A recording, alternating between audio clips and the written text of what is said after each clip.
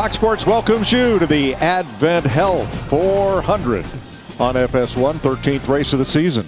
In the NASCAR Cup Series, Kyle Busch, last year's winner. 3 drivers come in here with 3 Kansas wins apiece. This season, go time is extended right to the checkered flag. 9 of 12 races decided in the last 10 laps with a lead change. Starting at Daytona, the double bump and run on the final lap at COTA in Austin, Texas. And then the Bristol Dirt, where the 2 leaders both come to grief, and Kyle Busch backs across the line into a win. But we weren't done. Talladega was the usual kind of scramble, everybody everywhere finish. Melon Man on top, and then Darlington. The slam and scram by Joey Logano on William Byron has made this just a wild season and one to remember so far. Mike Joy, Jamie McMurray, Clint Boyer, a couple of Heartland boys that can debate Kansas versus Missouri all day, and I'm sure they will. But after what we've seen yesterday, now we've got a green racetrack after the morning rain, Jamie. Where do you want to run here? Well, we saw it yesterday, Clint. You're going to have to be able to run the high line. In qualifying, that's where the top 3 qualifiers were. And the fact that they were able to do that in qualifying, you're going to have to do it in the race. Restarts maybe a little bit on the bottom, but then you're going to go right back up against the wall. Tyler Reddick, Christopher Bell, Kyle Larson, 3 of the best in the field at doing it. You took the words right out of my mouth. You said restarts, Jamie. I'm telling you, the restarts are going to be wild and chaotic. They always are at Kansas Speedway. Look, you can move down on the bottom of the racetrack, a big-time block. You think a late caution will come. We've seen that so many times this season, and look at them fan out. 3, 4, 5 wide on restarts. Look for these late restarts to be really chaotic. The biggest crash here ever involved 14 cars, and it happened on a restart. Tyler Reddick came close to his 2nd career pole here yesterday. He's had 2nd place finishes as his best, looking for that first win. Left just a little on the table in his qualifying run in the final round yesterday. Let's dial him up. Hey, Tyler Reddick, it's Boyer up in the booth. You got us? Competition caution. First stage is obviously 80 laps, so we'll just go. And we walked on him here. Let me try him again. Hey, Tyler Reddick, it's Boyer up in the booth. You got us? Hey, yeah, I got you guys. Man, oh man, what a fun weekend. Started yesterday at the Evel Knievel Museum. Had a lot of fun with you over there, and you didn't miss a beat. Come to this racetrack, have a fast hot rod, got it up on the high side. What are you looking at today? Man, I got to say, thanks, Clint. I think that trip inspired me, but certainly I'm happy with how our BetMGM Chevrolet drove yesterday in practice, and it carried over into qualifying. So obviously, the top is going to be the spot to be. It's going to be really important to be able to run other lanes. So when you do get to lap traffic or trying to battle back from just certain things in this race, you're going to have to be able to move around. So hopefully we can do that. Feel good about what we got. It's going to be a tough race, certainly. A lot of risk, run up by the fence, but a lot of reward and speed. All right, buddy. I appreciate your time. Let's get us a win. Thank you, guys. You heard Kyle Larson say Reddick is the one who's most comfortable up by that wall, and there he is on the outside of the front row. He finished runner-up for the 5th time last week. Our pole sitter, Christopher Bell, won his 3rd pole of 2022. Row 2, there's Larson, who won here last October, and Austin Cindric, who led the Penske fleet yesterday. The Busch brothers own row 3. Kurt has his best start of the season, and Kyle, last year's winner here. Row 4, Eric Almirola, 7 top 10s here at Kansas. Good track for him. And Alex Bowman, who won on our only other trip to a 1.5-mile track, Vegas, earlier this year. Martin Truex, a 2-time Kansas winner. And Ryan Blaney made some adjustments to his pit crew this week. He rounds out the top 10, the drivers who made it to the final round. And there's a look at the rest of the starting field at the bottom of your screen. Well, let's check first with Larry McReynolds. And Larry, I know the weather rarely throws you a curveball, but how about that big rain this morning? Mike, it's weekends like this that keep crew chiefs awake, and one reason I'm follically challenged. Totally different from yesterday. 20 degrees cooler in that track surface, 35 degrees cooler, and you mentioned it, no rubber on the racetrack when they get this green flag. The big question, did I make enough adjustments, and did I go too far in my adjustments? And Vince Welch, I think that's one reason we'll see drivers that qualified up front going back, and some at the back going to the front. Well, Larry, last week's winner, Joey Logano, will start at the rear in a backup today after a crash yesterday. Man, what a month it's been for Logano. 32nd at Talladega, 29th at Dover, the controversial win last week at Darlington. But in 14 years at this level, Logano said he's not going to do anything any different. He's not going to race anyone any different. He is unfazed. And although it may take him most of the race to get from the back to the front, he fully expects to be there at the end of the day to contend for his 4th Kansas win. Jamie Little? Well, Vince, Kurt Busch is actually in a situation he needs a good finish. For the last 4 straight weeks, he has finished 16th or worse. Now, they took a simple approach to practice, just adjusted on it a little bit. Well, it turns out they had their best qualifying effort of the year. They'll roll off 5th here. And as far as that paint scheme, that helmet, that fire suit, I'd say the Jordan brand gets a 10 for style points, Mike. Thanks, Jamie. Let's have a look at our onboard cameras today. Starting 23rd, the Hunt Brothers Pizza onboard camera rides with Kevin Harvick, a 3-time winner here. Daniel Suarez will wear our Fox visor cam and carry the Tootsies onboard camera. His teammate Ross Chastain starting 11th with the AdventHealth onboard cam. Eric Almirola carries the Ford in-car camera, starting 7th. And starting 5th, there's Kurt Busch with the Monster Energy onboard camera today.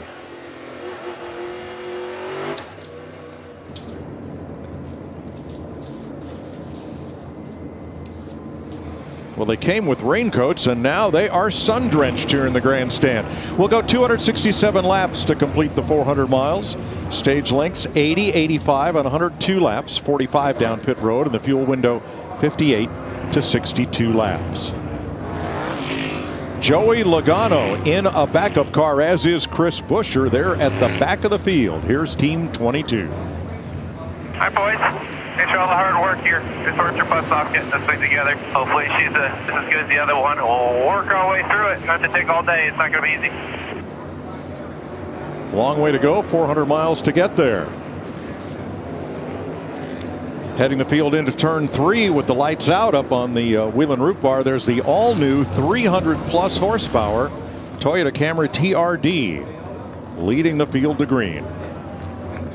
You heard me talking about these restarts, and Joey Logano, I think, is a prime subject. You need to see him. I think you'll see him going to the 3 wide, making some moves even on this start. Kevin Harvick coming from the back, needing to make up time, and where you do that is on a restart. Also starting in the back after unapproved adjustments, Ricky Stenhouse is out back. So is Denny Hamlin, Todd Gilliland. Green flag, we're underway.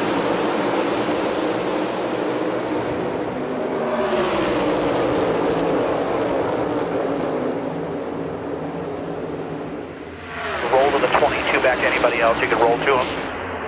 Still by 2.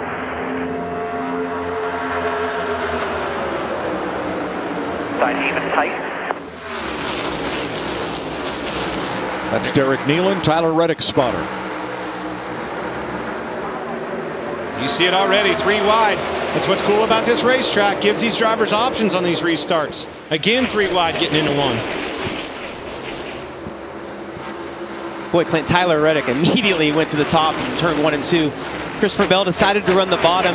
Reddick trying to get some clean air on the front of that car. Knows there's going to be grip up there, and the track being completely clean from all the rain we had last night. Look at the momentum difference between that middle line of Kyle Busch versus Almirola.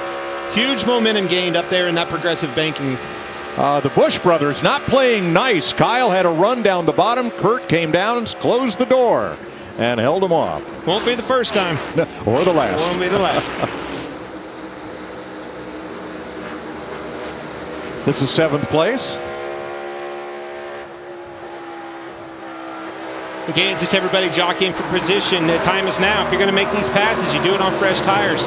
Give these guys a chance to feel their car out through 1 and 2, and man, it's off to the races. They are 3 wide, pushing runs coming from all over the place. Yeah, Clint, and when they're all bunched up like this, you want to get to the top because we know that seems to be the fastest line, but you just have to get clean air. If the guy in front of you runs the top, you got to run one lane down. If he's on the bottom, you got to run one lane up. You just got to get clean air on the nose. It's a significant amount more grip for that car behind with just a little clean air. Off turn 4, Eric Jones went top to bottom, past 2 cars, moved up to 17th. The key is to not get stalled out. You see, Brothers Busch right here, Kyle underneath of him. He wants to get to his outside, but Kurt Busch knows that. He's not going to give him that. He closes the door on that, gives him the bottom as an option. You can see him getting the momentum, getting in, but watch as they get off to the exit. I think, Kurt got tight, had to lift. There he finally got him. And Brother Kyle gave him a little wave. I don't think he realized that Kurt got tight there and had to lift off the gas. And maybe he did. Maybe he was gripping the throttle right there and gave it to him. It's the first time Christopher Bell has led a Cup race at Kansas. Spinner, and it's the 14 of Chase Briscoe off turn number 4. He straightens it out, but caution is out at lap 6. A lot of rain. You see the grass in the grill of this car, but I think no damage done. He's been aggressive from the get-go on these restarts. He was the one that was probably utilizing that outside line right from the get-go.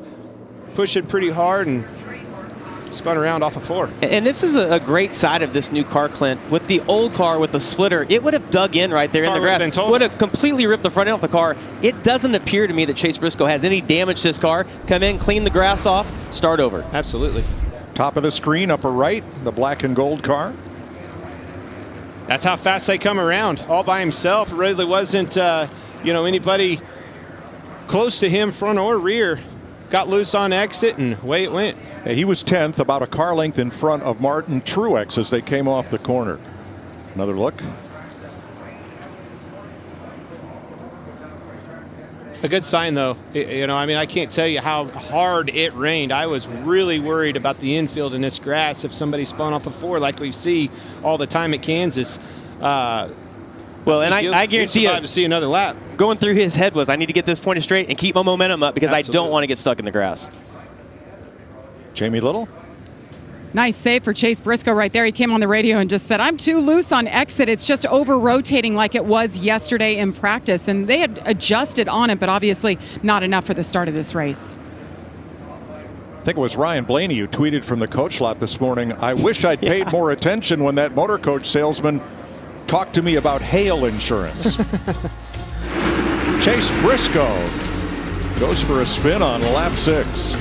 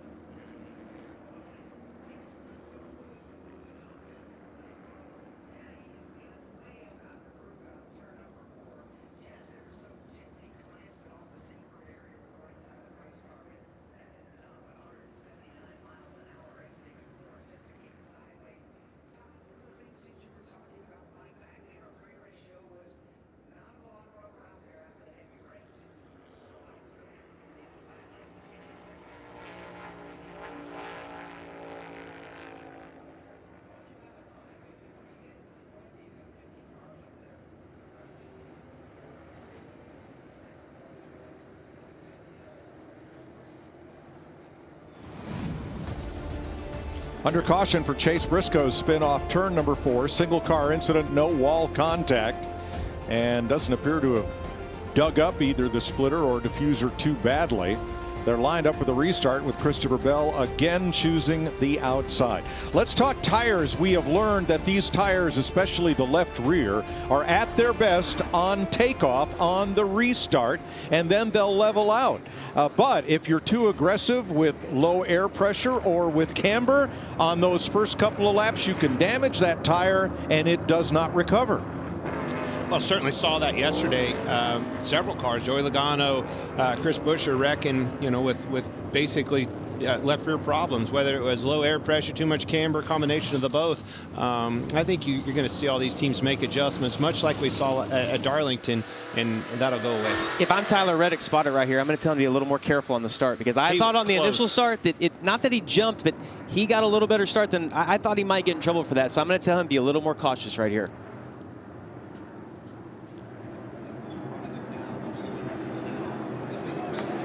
Coming green to complete lap 9. Actually spun the tires a little bit, but he's connected. Kyle Busch gave him a big push. Both lines are connected. Cannot let him get clear here. Oh! It looks like Bell got tight right there and slid up the racetrack a little bit. See Sure Larson did. get to the inside as well.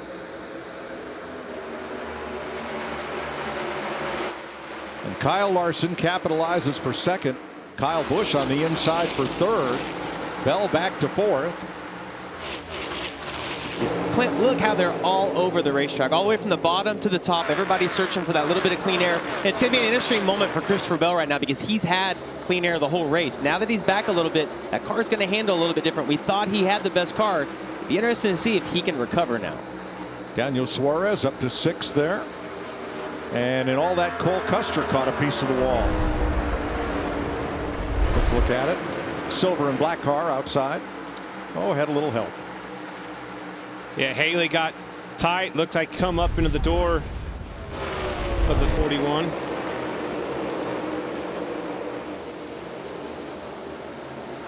Christopher Bell looking to the bottom. Now he knows, now he is not in the catbird seat. Happened to make an adjustment, be on that bottom, needing that clean air, and just couldn't keep it on the restart.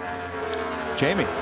Well, Adam Stevens is the crew chief of that 20 car, and he told me this morning that based on their balance yesterday, he thought it was going to take at least 30 laps for the top to come in for them to be able to run up there. Well, Christopher, of course, he wants to run with the guys around him. He tried to go up there, and he was just too loose, and that's what happened. You saw him go wide right after he said those words. Well, and that's a good point, Jamie, because what happens when the track's green, it has grip everywhere. As they start running on the bottom loses grip. It's not that the top gains more, it's that as the bottom and the middle starts to get rubbered up, that starts to lose grip, and that's why you see guys migrate to the top.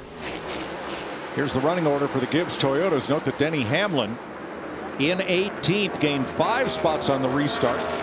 Came from the back where he had to start due to unapproved adjustments. Here's the 11. I'm going to be lighter than this for sure going forward if there is nothing wrong. And just to be clear on the steering, it didn't feel this tight yesterday, right? No, so I'm letting my hands go down the straightaway and the car is not going anywhere, it's just dead straight.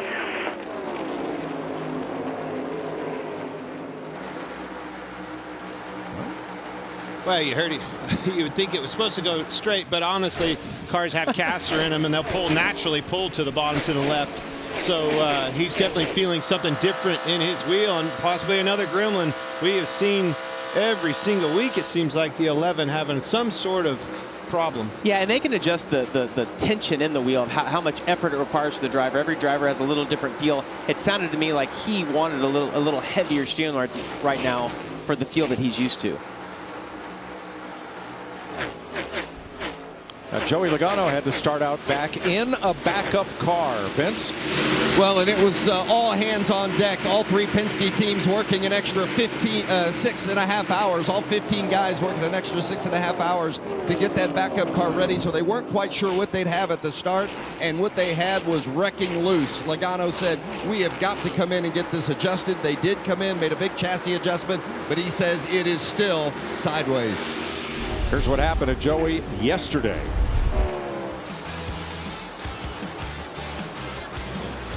left rear tire issued, turned it around, spun, hit the wall pretty hard. But again, you know, with this 22 team, you hear it's so easy to get off, wrecking loose, and he really hasn't passed one car, Jamie. I think that, you know, it goes back to his last 3 races. Dover, 3 laps down, 4 laps down, comes to Darlington, wins the race, comes here and is spun out and wrecked in trouble. It's just been an up and down roller coaster of a season for them. Yeah, and I talked to Paul Wolf this week. They don't really know why. It's a little bit of a mystery of what the struggle was at Dover, and then it wasn't that much different for them at Darlington. The car just unloaded, had speed, was able to sit on the pole and win the race. We saw him come in right here. Joey said he's loose. We saw him lower the back of the car down. The diffuser is so sensitive on the back of this car. You got to get it as low as you can to the ground, but it can't bottom out. They say when it bottoms out, it really upsets the car. So they're just trying to maximize that diffuser as much as they can.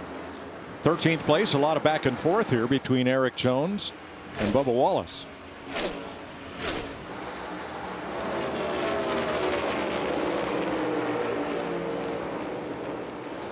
You know, Mike, Bubba Wallace has been running good. Not finishing well. They've, you know, racing, we always say you make your own luck, but he's had quite a few instances that were really not of his doing. Last week at Darlington with that big wreck on the backstretch.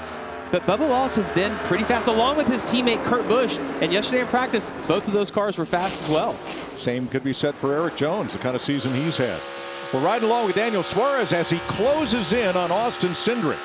Now, at the choose at the end of the caution flag, Suarez was 13th. After the choose, he restarted 11th, and he very quickly jumped 5 spots. So here's Suarez in 6th place, closing on 5th.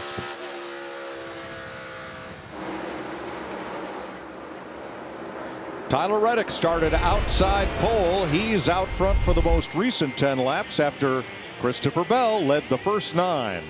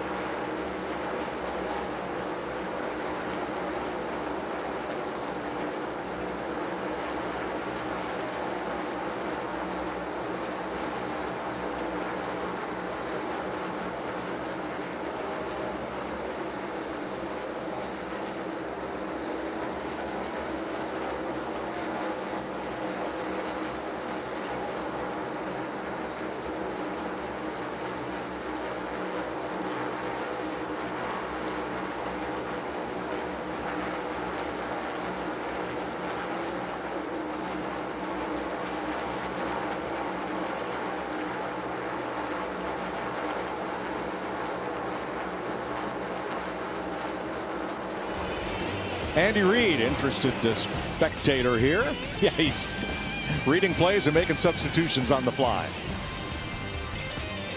They're in Joe Gibbs' pit. Today's Ford track facts after 24 laps complete here. Nine victories out of 33 races for Ford here at Kansas Speedway. Mark Martin was the first Ford Cup winner here.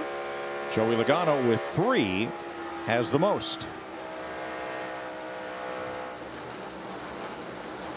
Denny Hamlin up to 15th place, passing William Byron. Hamlin up 8 since the restart. Byron minus 2. You can see the draft. It was interesting to me where he's running on the racetrack, kind of right in the middle, right above that first seam. You see Eric Jones right in front of him running the outside, but that middle groove, he's found some grip down there, made a pass on William Byron. You know, you're going to have to be able to put that into play. If you're trying to make ground, you're trying to make passes on this racetrack, where do you do it? You can't go through them. You got to figure out how to run through that middle. Yeah, and what's so impressive about that, Clint, is all the guys in front of him are running high. So that if he likes that lane, it's free air and he's able to make ground up. I think if he gets in clean air, you'll see him go right back to the top because there's definitely going to be more speed generated up there. Here's Joey Logano still struggling. His lap times are about 1 second per lap slower than the leader. Yeah, I'm just sideways, man. Really, really loose. If you didn't even touch it. Except for the ride quality, still okay? Yeah, ride quality's fine. That's that ride quality. He's probably wanting to take some more rounds out of the rear and gain some downforce. You can lower the rear of the car down. Helps with CG, and it helps load that diffuser with more downforce underneath of it. Been a rough couple weeks for Logano after racing 4 laps down at Dover and finishing 29th. I don't know that it's too rough. I mean, you got this over here in that column. How about eventful? You like that? Had to go get it. It's been eventful. It was definitely eventful. A little karma maybe this weekend. Not that you ever believe in that, but you know, again, just battling it out, grinding it out. Car's really loose here, needing a caution. Try to stay on the lead lap. You know, 1 lap down's manageable, salvageable, but you go 2 laps down here, you're in big trouble. Tyler Reddick running 31.72, and I don't see anybody quicker on the racetrack at this moment. Jamie? Yeah, Mike, he's already led 20 laps. Just listening to him, his car has gone from the tight side to now about a 1.5 loose. But he just came on the radio and told the team he thinks something is wrong. Like maybe it's a tire, and they said, don't panic, stay calm. We don't see anything. That's exactly what happened to him last week, guys. So maybe he's just worried, feeling some gremlins in there. Well, listen, you think about all the tire issues we saw yesterday. You get out front, you start hearing all the gremlins of the car, and is it my tire all of a sudden? The good news for Reddick, from what we have seen, is that it typically happens within the first 12 to 15 laps of a run, 8 to 15 laps of a run. So I think he's okay on that left rear tire, but Clint, it looks to me like he's got other issues going on right now. That 5 car's getting bigger in the mirror, mirror. and traffic ahead. It's going to force him to move around. You can see there he was making a move. Let's go in the middle, see what my car has. But as long as that vibration doesn't get worse, I think that the crew chief and his input to that conversation is so spot on. Sometimes you get a vibration. 11th place. And for the lead, here comes Kyle Larson.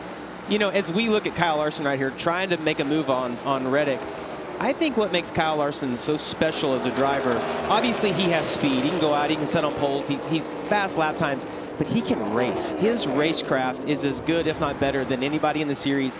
He knows how to work traffic. And Clint, I think a lot of that comes from all the dirt racing he does, setting guys up, knowing where to find grip, and looking like maybe a lap ahead to know where he needs to be. Experience. You know, Tyler Reddick right now, I'm watching his lap times, and he's about as slow as anybody inside the top 10. And what I've picked up on here over the last few laps, he's using more brake than anybody else that he's racing up there. Yeah, clearly, Larry, he went from being the quickest car on the racetrack to the slowest in the top 10 just like that. Well, him complaining about being tight, my history at this track is normally the higher you run, the better your car turns. If you're tight around the top, you definitely cannot run to the bottom. You see Larson here generating a run. I think he's going to let him go. Be a pretty easy pass, yeah. I think he gave it up. He's worried about whatever's going on inside that car. Spinner, front straightaway, turn 1. We got one spinning down the front here. No caution. Well, I'm going to tell you. Finally gets turned, and there it is. It's PJ McLeod. The roof Pop the roof hatch. Came off. That's the first. Haven't seen that before. I'm going to tell you who that saved more than anyone was Joey Logano, because he was the next car to go a lap down, and he was 3/4 of the second lap off the pace.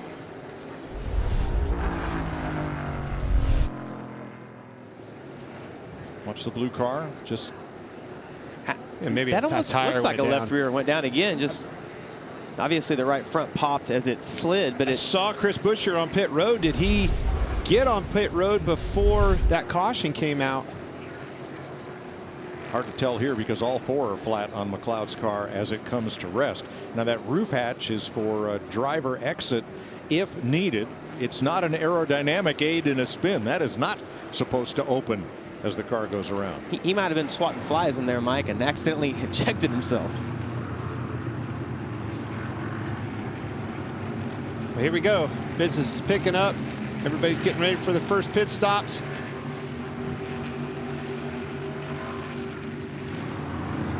Todd Gilliland will get the free pass. McCall Hartman, how about that? It's a bad man. We're going to need him. We're going to need a lean on him. No Tyreek Hill. He's going to step up to the plate, be just the guy for the job. Chris Buescher wearing the same number, though not in pavé diamonds. That's a good-looking race car. Saw it down on the grid right before the race, and both Jamie and I both looked at each other. It's a beautiful car sitting on pit road. Yeah, looked really good. No penalty on the 17. He had entered pit road while the racetrack was still green. Pit road will be open this time. It'll be the first opportunity to pit.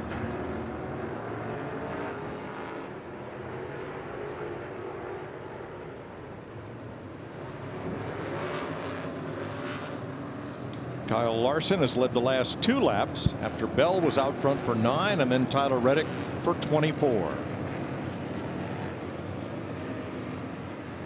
Here's Vince Welch. Daytona 500 winner Austin Cindric in that 2 car pitting from the 5th position. Likes his car so far, but says it's just a little bit too snug, so they'll make a slight air pressure adjustment. The 18 of Kyle Busch, the fastest pit crew in the series over the past month. 4 tires and gas for Kyle. No other adjustments, Jamie. Kyle Larson comes in as the leader. Tight off. They're going to make a big adjustment to free him up there on the 5 car. The 8, Tyler Reddick, started tight, trended loose, thought something maybe was wrong. Happy to get these fresh tires. And the 20, Christopher Bell, little loose on top. Air pressure adjustment in 4 tires. Justin Haley's going to have to back up into his pit. Wheel came off. So is Denny Hamlin. Actually backing back in his pit. May had a wheel, didn't get tight. Tyler Ross lost a couple and a slow stop on Austin Cindric's team. So there's Haley backing up into his Jack it up and see what we got going on back there. pit stall. We will update that story when we come back. 36 laps complete under caution.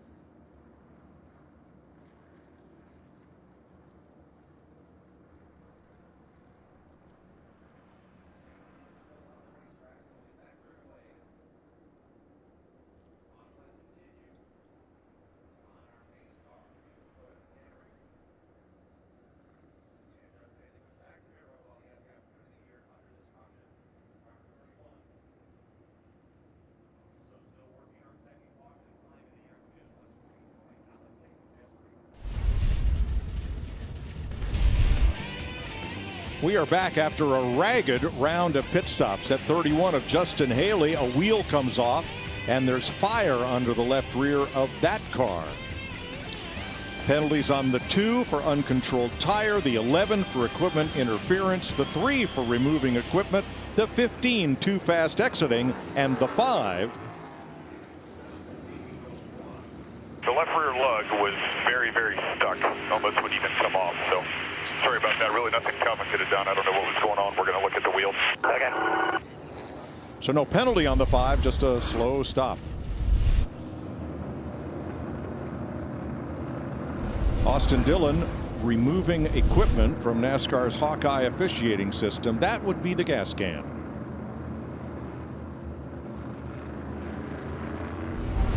Now equipment interference for Denny Hamlin's team.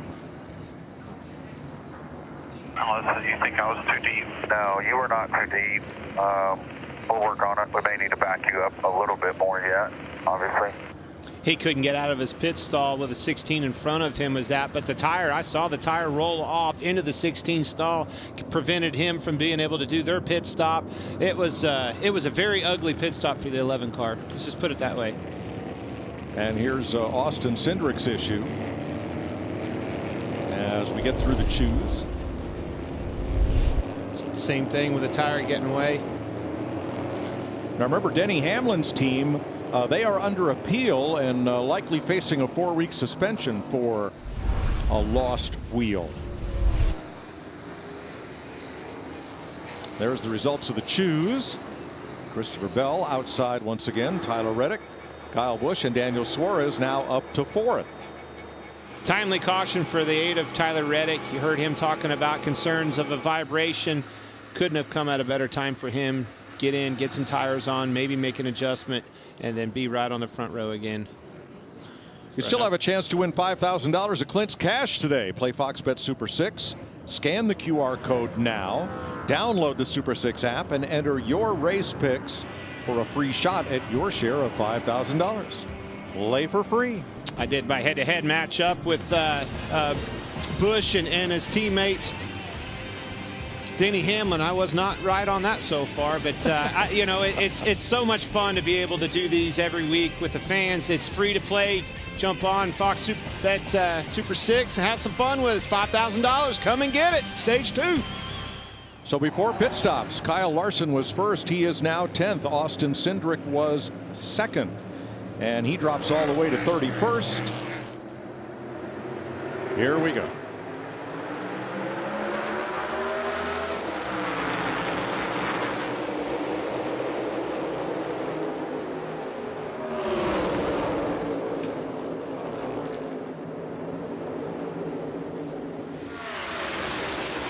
The 18, both of the last restarts, has really been the benefactor of the leader.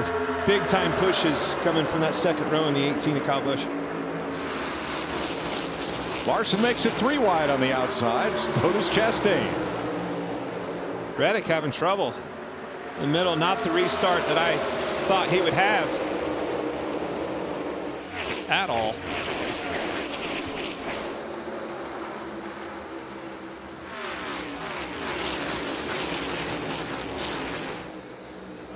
I'll tell you what, restarts here are about as good as anywhere you go because of how wide this racetrack is. And the progressive banking makes it to where you can run the bottom, the middle, the top, 17 degrees to 20 degrees.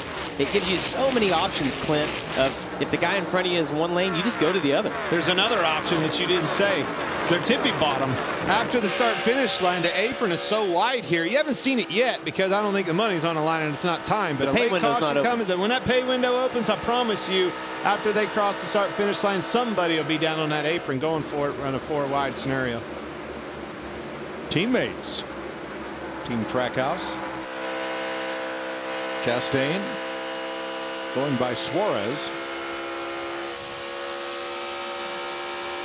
Now Tyler Reddick dropped back and ended up 5th right now. Jamie? Well, Mike, he had talked about feeling like something was wrong. I just asked the team. They told me the wheels and tires all looked great. They made a wedge adjustment, air pressure adjustment for that loose on throttle, but this is the deepest he's been so far today. And that won't help that scenario. You made a little bit of adjustment for clean air out in the lead, Jamie. You get back there mired in traffic and dirty air, it's going to be amplified even more. Everything's worse when you get in dirty air. You know, Clint, the broken record that's playing here is Trackhouse Racing, and I hear you every week talk about the one car, but now this weekend we've got both of those cars up front. Both Ross Chastain and Daniel Suarez having another impressive run. It just seems like no matter what kind of track we go to, if it's a road course, Talladega, mile and a half, those guys are good. Vince? Well, and I think it's an indicator of the confidence level as well, especially with Daniel Suarez. The confidence continues to build. 4 top 10s this season already, matches his total from all of last year.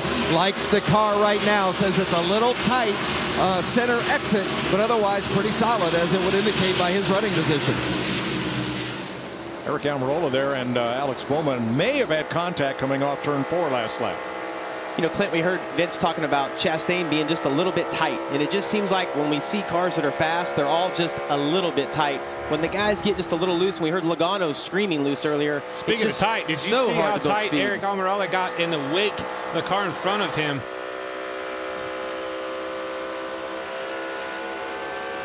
Talked about how wide the apron is and how you can utilize that on this racetrack. See this, look at the 2-for-1. Clear down on the apron, the 9 goes around both the 4 and the 12. Big time pass. What a run. What an apron.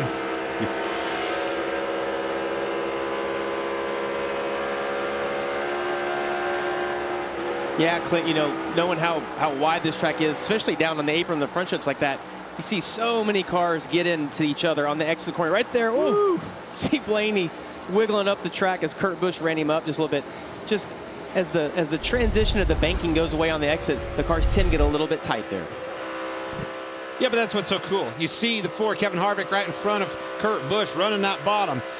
And you can't, when you run that bottom and your spotter's saying outside, you need to hear him, because you come off a 2, you can't see him. And all of a sudden you guys meet door to door again. Cool part of this racetrack, especially when it gets down to traffic. And you get into lap traffic, it gets even more interesting. Harvick, a 3-time winner here, has not had the best of weekends. He says, we're just a little off, he said after yesterday's practice. At one of his best racetracks, too.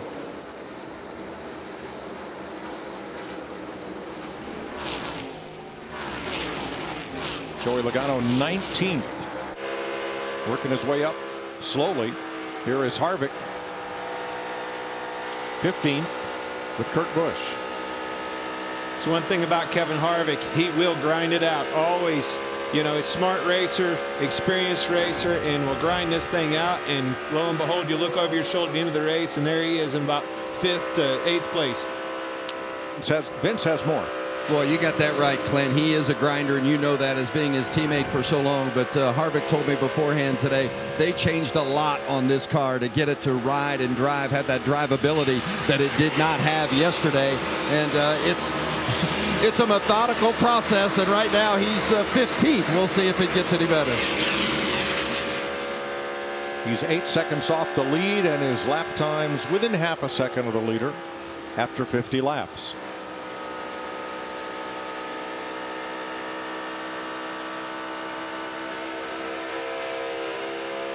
That leader is Christopher Bell, our pole sitter, who's now led 23 laps in Kansas today.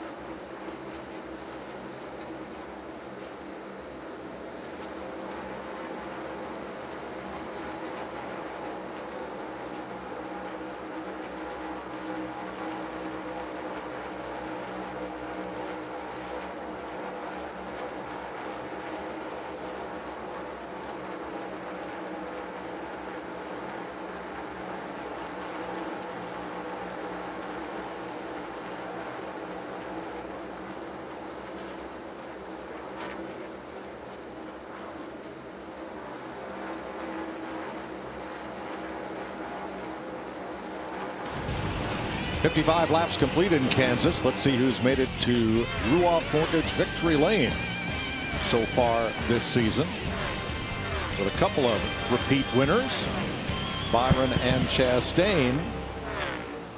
Will it be Christopher Bell trying to join them today? Our pole sitter has led 29 of the 56 laps so far. Came here and did the tire test, and man, I am picking up right where they left off. Rumor has it he was the fastest at the tire test and has been the fastest all weekend long. Now, among the pre-race favorites like Bell, Kyle Larson, who was 10th after pit stops after coming in first, and he's lost a couple of spots since. I've got like tight on entry in the motor now. I don't know if it's 30 air or what. Since we've got a lot of right front fender damage too, I'm not sure where that came from, but that's not helping you. We'll have to fix it under the next stop. The 12 when he got tight, I got into him a little bit. That's where it came from. I'd say that's hurting it more than anything.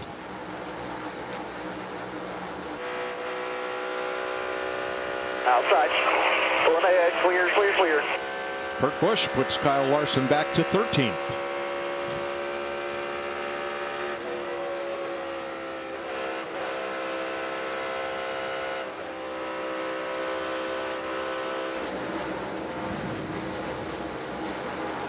Christopher Bell, Kyle Busch. Busch had closed to within 2 car lengths of Bell about a dozen or so laps ago, and then backed off to this position about 0.6 of a second behind the leader, and has held station right there. Ross Chastain restarted 4th, gained 1 spot up to 3rd, 3 seconds behind the leader, after passing his teammate Daniel Suarez, who is also up 1. 5 seconds back. Martin Truex filling up Suarez's mirror. Started 6th, he's up to 5th, and all these 1-spot passes are a result of Tyler Reddick dropping back. He restarted 3rd, he's now back at 6th. Starting to come back on now. I think he was just struggling with a loose race car, and usually, you know, that'll come to you over the course of a run. Bubba Wallace restarted 14th. He is up to 7th. And last lap, spinner Daniel Suarez brushes the wall. Hold the brake again. And straightens it out. Running 4th. Gonna have front end, gonna have to pull the nose. 3rd caution flag of the day. Left rear is flat. Left rear. Just push me, just push. Lap 62. Having such a good run, running in 4th place. Left rear tire goes down, as you heard him say on the radio. Car owner Justin Marks, there's the AMR safety team quickly on the scene. Let's see what happened to the 99 entering turn 3.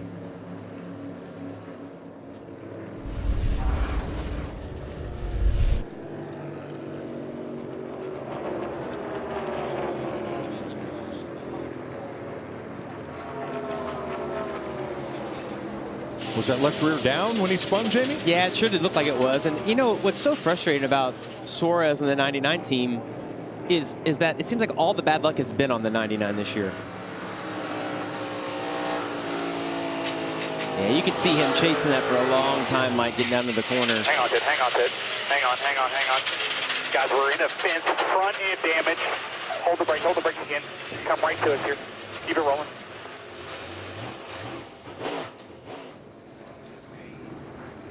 You know, that's a little later, Clint, than we saw yesterday in practice. It was about 21 laps since we had the restart with, you know, the tire issues that we saw yesterday. But it sure does seem like maybe guys, you know, maybe they took a little air out on that last stop trying to generate just a little more grip in that car. Yeah, and I think, you know, everybody made an adjustment. We saw yesterday with those air pressures being too low, everybody cutting tires. Joey Logano, Christopher Busch. We saw so many of the guys. I can't help but to wonder if maybe they started, you know, inching towards that lower air pressure again, because at the end of the day, it's grip. It's grip in the race car. You want to get down as low as you can because it is grip. That caution may also have been a break for our leader, Christopher Bell. Jamie? He just radioed to the team, Mike, and said, we've got a flat tire. I'm flat on the ground right now, and they think they may have run something over. Left rear tire's down. Yep, they're definitely coming in. So, Clint, we just had the conversation like maybe everybody let a little air out, knowing that he has a flat left rear, and that might have happened to Daniel Suarez. if Everybody's going back up. Put me a little air in my tires, yeah. And again, this is, you know, there's a suggested air, right? Recommended air. And Recommended minimum. Right. But as a racer, you know there's speed in moving that air pressure down, getting away as much as you possibly can with as little as possible. So you're going to push the envelope because there's speed there. But obviously, you can't be spun around and in the wall or relinquish the lead like the 20. You know, guys, sometimes when you change tires under caution, as we did that last time on 36, they'll go a little lower on air pressure, knowing you've got a few caution laps for air pressure to build up versus if you made a green flag stop. Now here's Eric Almirola also coming down pit road, and he gives up 9th place to make a stop. Exiting now. And now pit road is open this time. Be interesting why that 10 pitted. Maybe it was another left rear. But you're right, Jamie. I think everybody out there is going to be saying maybe another pound on the left rear. Put a little bit of air in the left rear, just as a safety precaution. Maybe you save that for the end of the race. Vince. The 19 of Martin Truex Jr. pitting from 4th. Similar issue than what he had yesterday. He said the car just is not in the track, so they're going to make an adjustment. The 18 of Kyle Busch pitting from 2nd. Says the engine has a harsh harmonic. We'll keep an eye on that, Jamie. Ross Chastain in the 1 said he feels the bumps now more than ever, but it's not a problem. Was building a little bit tight there. He's in. Tyler Reddick in as well with the chassis adjustment. Been fighting that balance now that he's back mired in traffic. And the 20 was the leader. He's led 37 laps today. You saw that left rear was flat, so they're fixing that now, making sure there's minimal damage there. Eric Jones gambles with a 2-tire stop and goes to the front of those who pitted. 3 drivers stayed out as Daniel Suarez spins, catches the wall, and puts us under caution for the 3rd time today.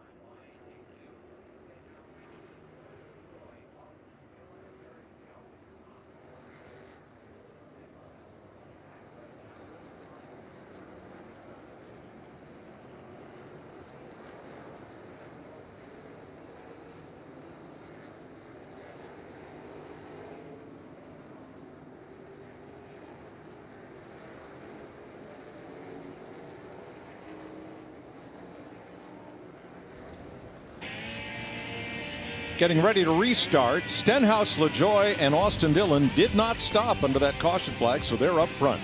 Larry Mack? Yeah, Mike, this will be our subway right combination. Has to do with Cup champions in Kansas Speedway. A Cup champion has won 24 of the 32 Kansas Cup races. They've won 19 of the last 22. 7 of our 8 active Cup champions have won at Kansas for a combined 14 wins. I know Tyler Reddick, Christopher Bell may have something to say about it, but these numbers could be the subway right combination for another Cup champion to drive into victory lane today at Kansas, Mike. Thanks, Larry. 66 laps complete. Justin Haley is the free pass on this restart, but that car had flames underneath again and is being pushed to the garage area. And Clint, I'm going to be a little bit careful here because we got some different players up front, not on tires. They're not going to accelerate as good. You want to get to the lead if you're Kyle Busch, but you also want to make sure that you don't get yourself in trouble right here. I think it's important for Stenhouse. Don't let somebody on your right rear quarter panel, don't let them get 3 wide. As you see, they're looking already. Austin Dillon skates up the track toward the wall. Remember, he did not get tires. That's what you don't want to do. You lose track position on those old tires, you're going to be in trouble, mired back in traffic and dirty air.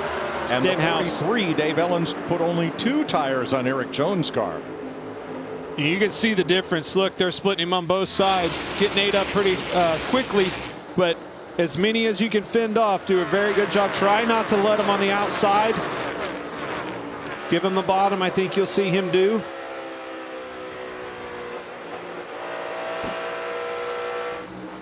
Three wide off the corner, Byron in the middle. Comes a big push from Chase Elliott. Yeah, Stenhouse's only defense right here is to run that top. Keep his momentum built up. Don't let people get to his outside and do the Gonna best have job a 4 you can. wide. Up. Still middle. That was close. Bubba Wallace elected out of that. That was a good call. 4 wide off of 4. It gets way too tight.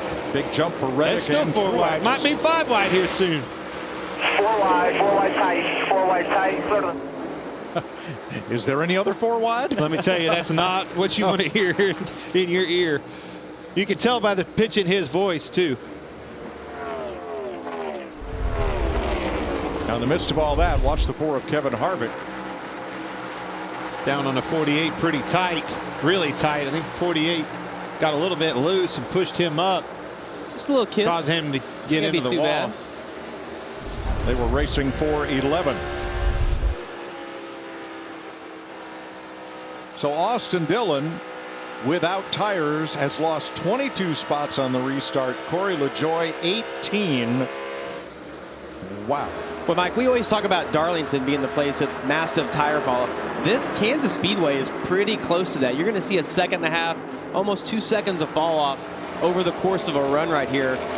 I like the idea, Clint, of those guys taking a chance. We've seen it's been really hard to pass today, but it's so hard to hold off, especially when you don't have quite as fast of a car. The guys behind you all have tires.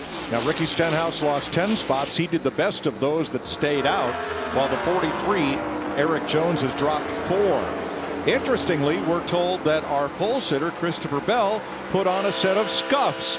Barely used tires, because with only 15 laps to go in stage 1, why waste a set of new ones? I think Mired back at track, probably not going anywhere anyway. I think that's a good call. Yeah. Get those out of the way. The scuffs are obviously better than being on old tires, but there's no feeling like a set of stickers, and I think that was a good call by Adam Stevens to go ahead and get those tires out of the way. Got stickers for the rest of the race. Kyle Busch about to have company. Here comes Chastain. You know, Chastain mentioned about his car being a little tight, and as we watch his wheel right there on entry, you see it's pretty smooth on entry, not a lot of movement, a little bit of sawing on exit, but I like the way the balance of that car looks, Clint.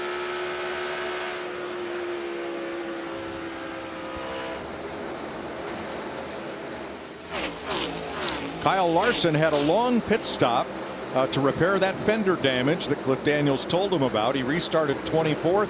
He has gained 10 and just gave 1 back to Kurt Busch.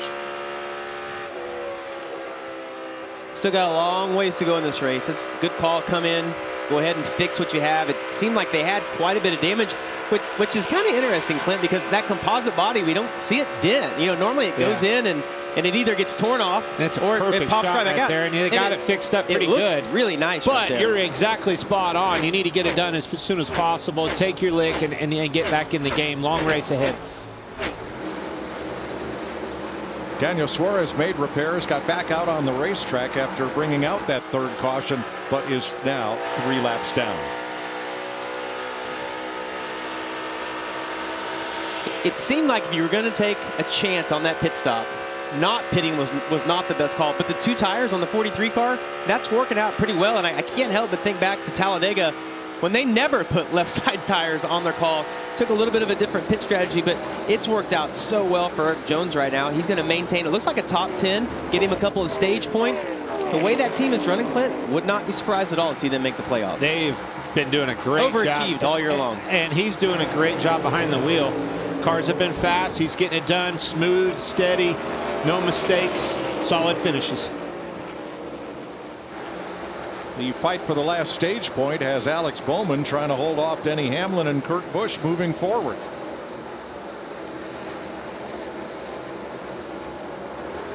Ryan Blaney, the 12 car you see in the front of your screen there, he did a tire test here as well with Christopher Bell, Tyler Reddick. I talked to him. He felt like Bell was the best car at that tire test, but they did learn some stuff and having a decent run right here. Blaney's been fast all year long, just hasn't been able to put the entire race together. Bowman on defense now, and he is the one driver who's been on the bottom of the racetrack almost all of stage 1. Yeah, that tells me that Bowman's car is probably pretty loose, Mike, because we talked about the higher you run, the tighter the better the car turns. If you're loose, it's hard to get up against the wall. But what a battle we've got right here. You see Bowman's able to make that bottom side work, but I think that Denny Hamlin, Clint, is getting ready to get the twofer, the 2 for 1. Watch it.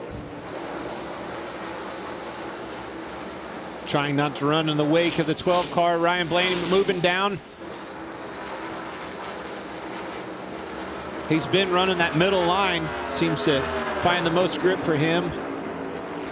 But you can't go through them. You got to figure out how to get around them. Well, Blaney's moving around a little bit. Like he's actually been 3/4 of the way up the racetrack, leaving that top line, but he went up and took the 11's line right there. Blaney's obviously struggling just a little bit, searching for a little bit of grip. I'm pretty impressed by Bowman, though, being able to maintain on the bottom like that. We haven't really seen anybody run that well across the bottom, and the 48 car is pretty strong. You miss it right there. The 12 come down, trying to follow in suit. But look at this big run by the 11. Now he's going to look to the bottom. But here comes the 12 back down in his wake, doing a little mirror drive and doing a great job of that. And look, it got him tight. Look, right now. Yes, absolutely got him tight. And now here comes the 48 back on his outside. That is so frustrating. So frustrating for the 11.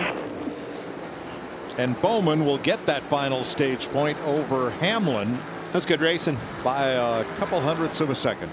Kyle Busch is the first stage winner. And here is how close it was for 10th. Wow. Kyle Busch 2.5 in front of Ross Chastain, Chase Elliott, Tyler Reddick, William Byron, the top 5, the end of stage 1.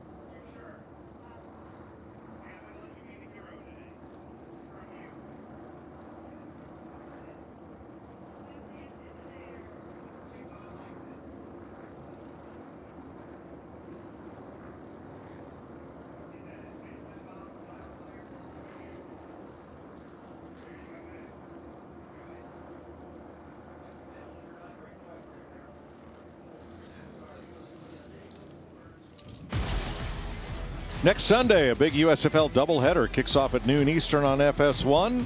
The Pittsburgh Maulers face the New Orleans Breakers.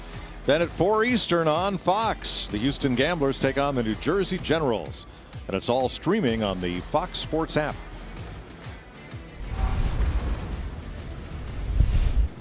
That boy likes what he sees.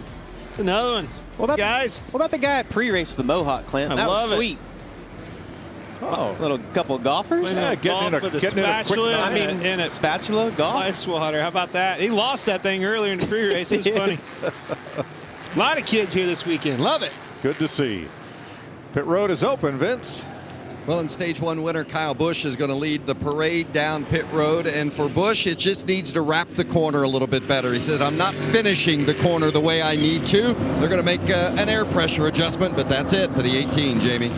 Ross Chastain in the 1 said he's freer on entry and in the middle, and the car is harder to drive now. They'll make a small adjustment for him. William Byron in the 24 can't feel the right rear much, just can't be aggressive with it either. The 8 of Tyler Reddick said that adjustment last time did not help me once I was back in traffic. Let's go back to the way we started. The 9, good fast stop for him. Pretty happy with it right now. Here's your Ram race off pit road. Chase Elliott picks up 2 spots. Martin Truex gains 3. Kevin Harvick 8 positions. And Kyle Busch loses 9. Good luck with this one, Jamie. Dial him up. Hey, Kyle Busch, this is Jamie Mack up in the FS1 booth. You got me? Hello, McMurray. All right. Well, Boyer said he was scared to talk to you after the bad pit stop, so he handed me the radio. Look, your car looks great, though. One thing I'm curious about, though, the top doesn't seem to be quite as dominant. Is it going to take a little while for the rest of it to rubber in? What do you feel like on lines right now? Honestly, I feel like the first 4 to 5 laps you can kind of move around, but then after that you're glued to the top. So I don't know. It's tough to pass. I felt like I've been a little bit quicker than a couple guys I've been around, but I'm just stuck behind them because I can't go low. So that's where we're at. All right, well, 10-4. Well, hey, congratulations on the baby. New baby into the world this week, so congratulations on that, and good luck the rest of the race. Appreciate it. Sounds good. Looking forward to taking a trophy home to her. All right, Kyle Busch, Stage 1 winner. Let's have a look at his pit stop. He slid in really hard, but he's too close to the wall. You can see too close to the wall, and the Jet guy has trouble getting the handle down, can't get the car up, and that's all it takes, just the least little bit. Fraction of a second. Go from 1st to 9th. First stage win of the year for Kyle Busch and his 5th stage win at Kansas, leading all drivers.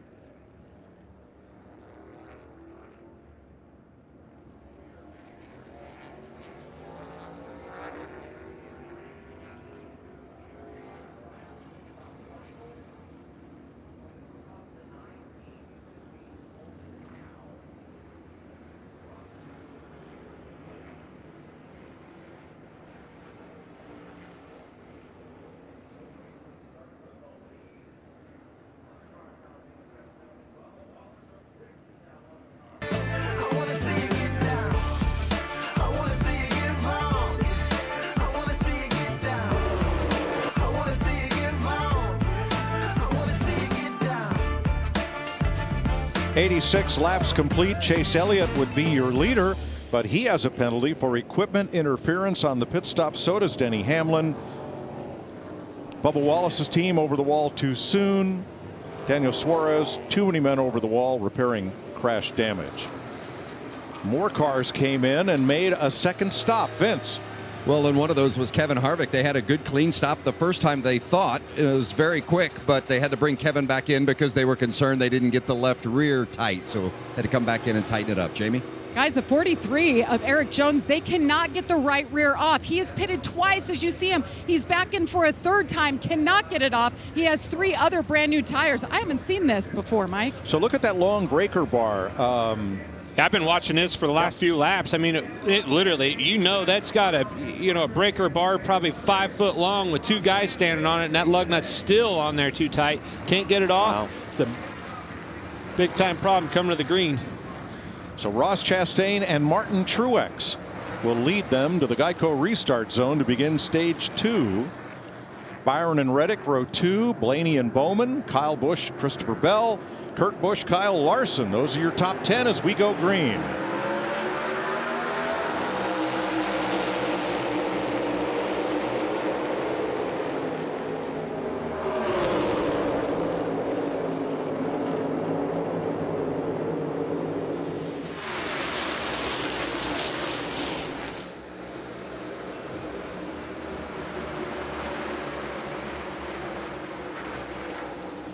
Top, bottom, no advantage. Yeah, and you see Chastain, Clint, he's given Truex quite a bit of room, not really hugging him down to the bottom, being able to race. Here we go, William Byron.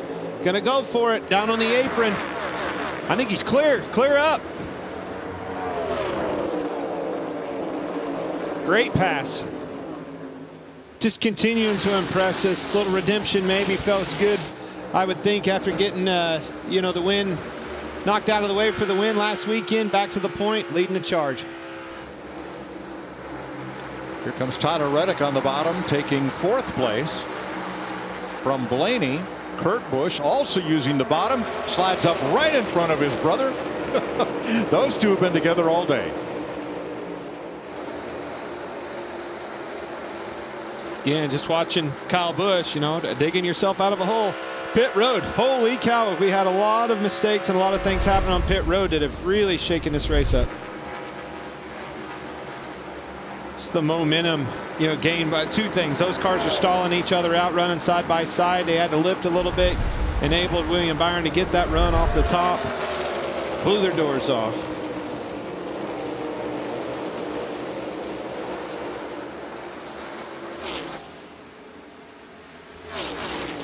Kyle Larson may have slid into the wall. Let's look here as he battles Christopher Bell. Got loose. You see him wiggle, chase it up the track, and definitely got on the wall. That was a little more contact than we saw with Harvick earlier in the race. They just got that car fixed, Clint. That battle was for 9th. This one is for 2nd. So they've worked on Reddick's car, clearly getting that car just a little bit better. Pretty impressed again, kind of like Bowman we talked about earlier. You see both Reddick and Kyle Busch able to run the bottom. And to me, the better cars, when they can pass on the bottom, that shows that you've got a little better car than the one you're passing because that preferred lane is a little bit higher. Yeah, just the momentum change. When you run that bottom, you get in the corner hard. Yeah, you beat them getting in, but the second half of the corner, the momentum that they gained on that outside is just far superior. Well, the 18's been running the bottom, Clint. He finally decided to go to the top. You know what happened? His brother stuck it in there and got beside him. He's getting him frustrated now. Brothers Busch are putting on a show. They are not wanting to be racing this hard. I can promise you that. Kyle Busch is wanting to get by his brother. Back up to you, straight back, straight. Clear. And they don't give each other a lot of room. No.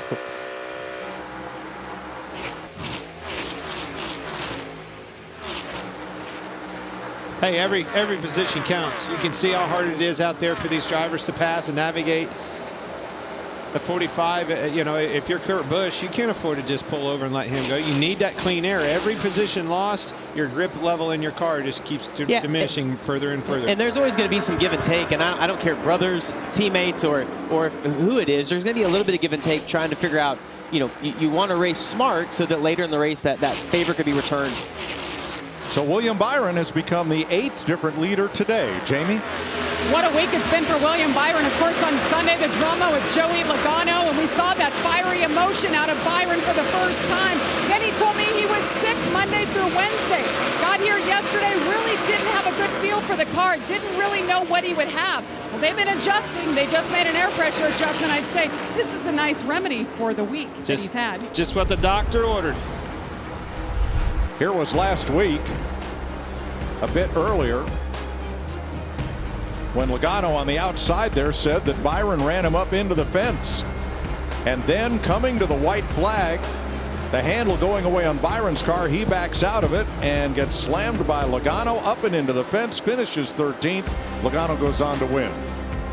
Well, how's the best redemption, retaliation, whatever?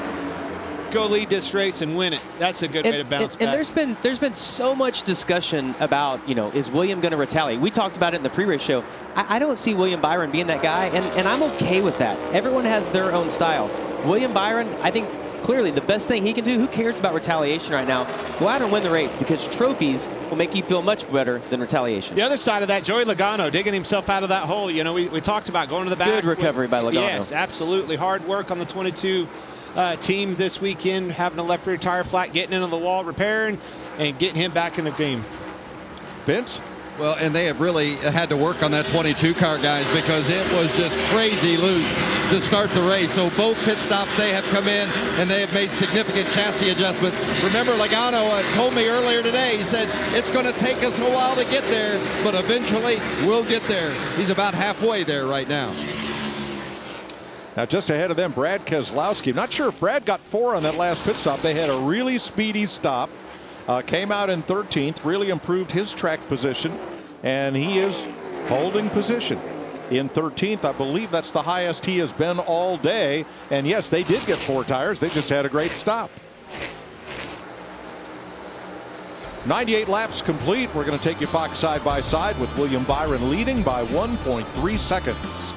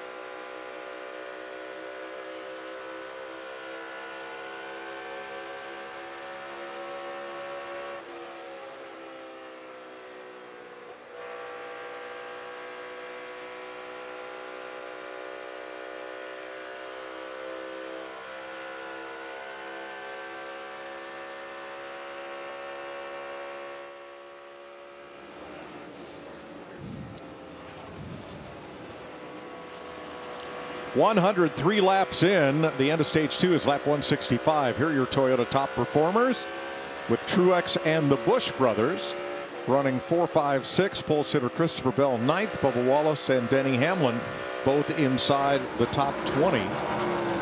Hamlin made great gains. In fact, he is up 11 since the restart. Everybody chasing William Byron. Ross Chastain 2 seconds back. Byron out front now for 17 laps, third most that anybody's led today.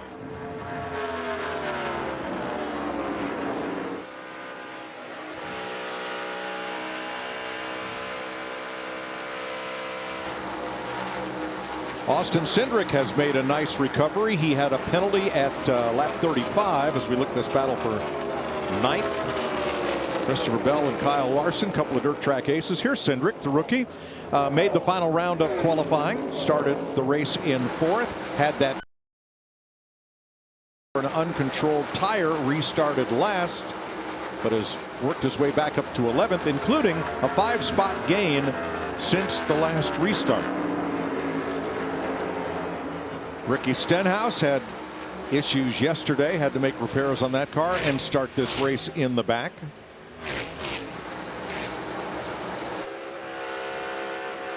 And Kurt Busch working the outside on Tyler Reddick. This is for 3rd. Having his best run he's had in quite a while. Kurt Busch has some speed. That car looks mean. Cool paint scheme this weekend.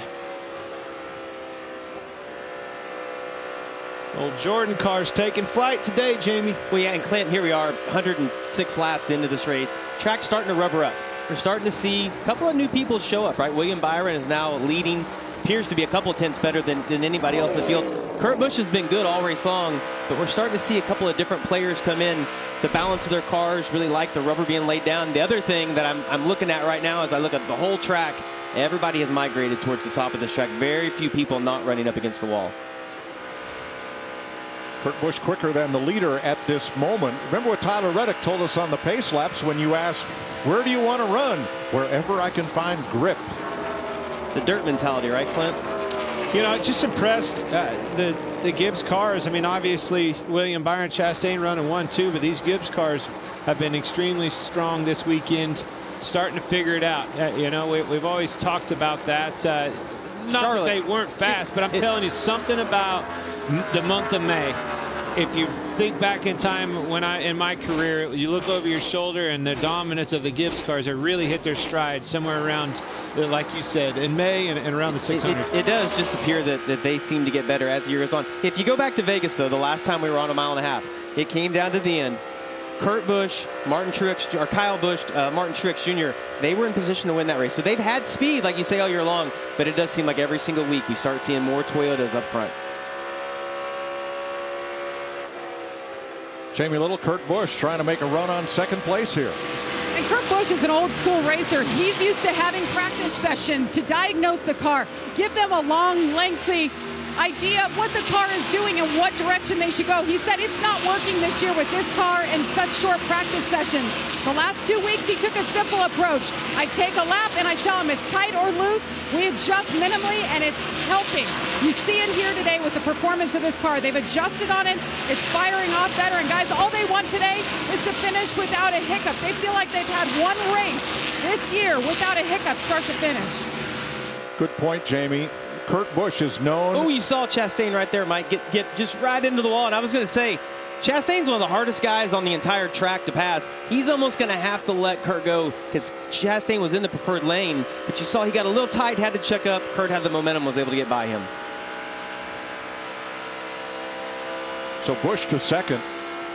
For those of you that come to the races with scanners, Kurt Busch gives the most detailed breakdown of any driver of every lap since Jimmy Johnson. You don't know if it's surgery or he's talking about his car. Like, it is surgery. I bet the meetings were epic. Talking about that race car. Need that baby to be perfect. Got to have that balance. Look at a lot of debris on the front of Tyler Reddick in the 8. Oh, he was in a wall. Got loose getting in the 1. He hit it hard, too. there's going to be that's hard enough to be damaged. And I'm wondering, did the balance debris shift make that it much? free? Put a more downforce on the front and got him loose. That's a strong possibility. That's a lot of debris. Larry Mack, how's that look to you? And here's Byron. Oh no! I mean, left rear tire on the leader. It's down, guys.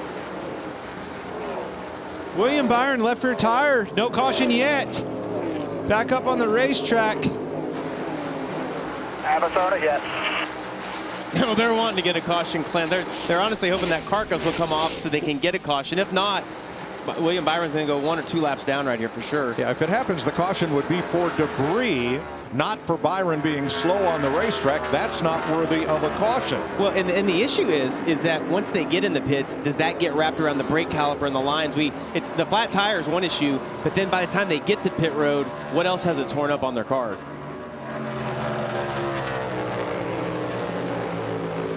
Three, two, one, lights.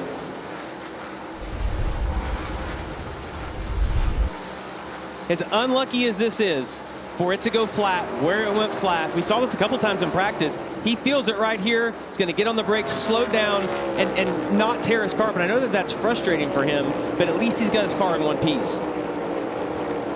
So Byron makes it around to pit road. Kurt Busch is the new leader, 1.6 seconds ahead of Ross Chastain. Car in the wall, turn 1. I think it's Reddick, guys. Reddick again, yeah.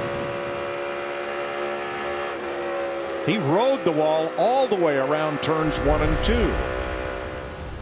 He hit hard enough with the rear of his car. I wondered if Been toe some link suspension or something, yeah. And maybe that right rear went down. Yep, you can see the right rear is flat. And again, we stay green.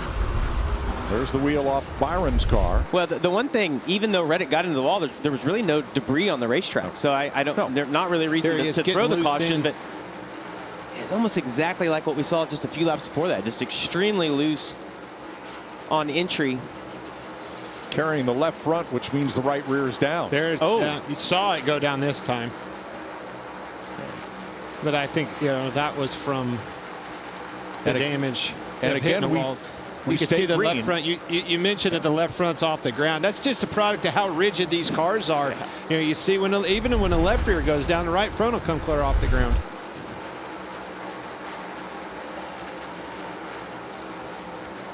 Jamie?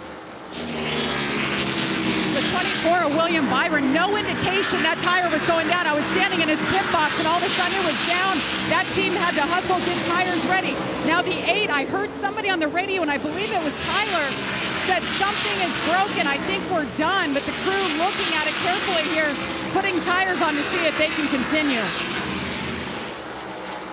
Larry, is there something going on here at a particular point?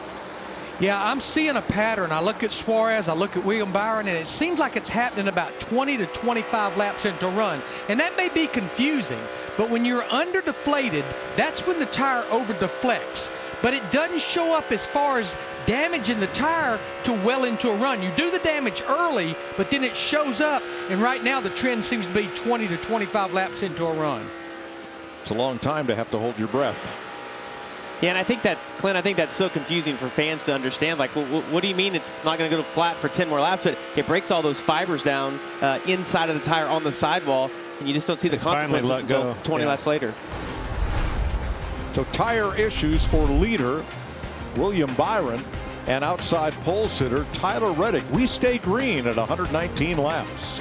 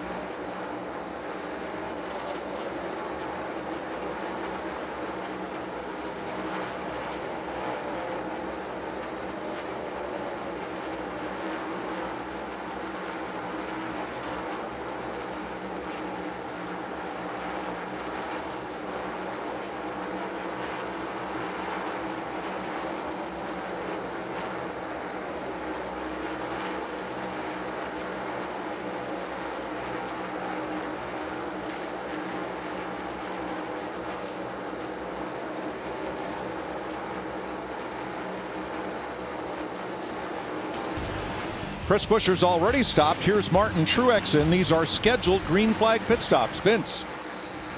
Are indeed, Mike. Truex said it was a little different characteristic this time. It started tight and then swung loose. So they made an air pressure adjustment. We'll see if it helps.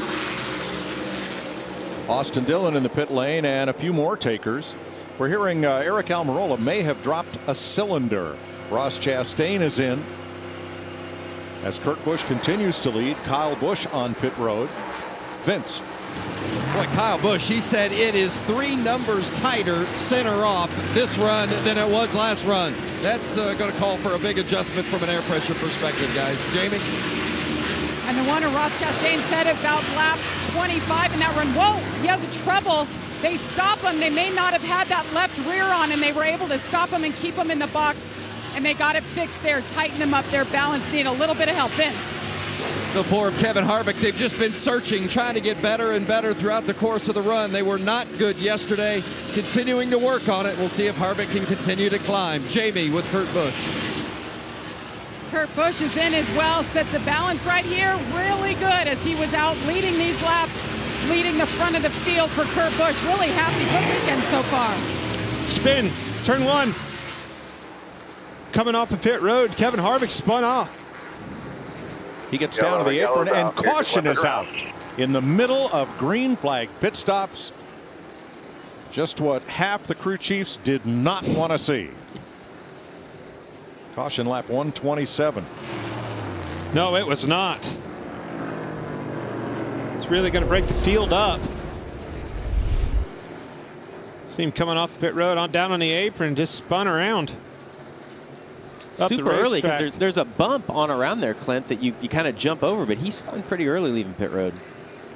You almost wonder if he did the same thing Denny Hamlin did. Maybe he went the wrong way, you know, shifting or something.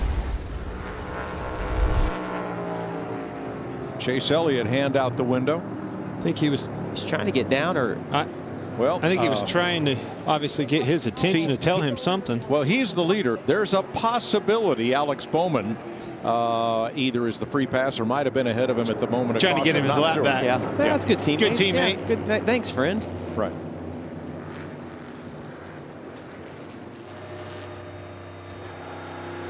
Here's audio from Kevin Harvick. On me. 3rd year is not up. Same thing that Denny Hamlin did at Vegas. We just talked about that. You know, you get so used, Clint, to the old transmission and going from 2nd to 3rd and going from back to up, and you're constantly pulling back with the sequential shifter that they have in these new cars. Jamie? Well, we talked about Kurt Busch just needing to have a clean day, no issues. Well, to this point, it was good. Now he's saying he has a vibration, so they're keeping an eye on that. All right, so here's what's going on between Elliott and Bowman. Bowman has a piece of debris on the grill. He is trying to get up to Chase Elliott's bumper to get it off. That's what they were doing. And a lot of times out of work, you can see it down there.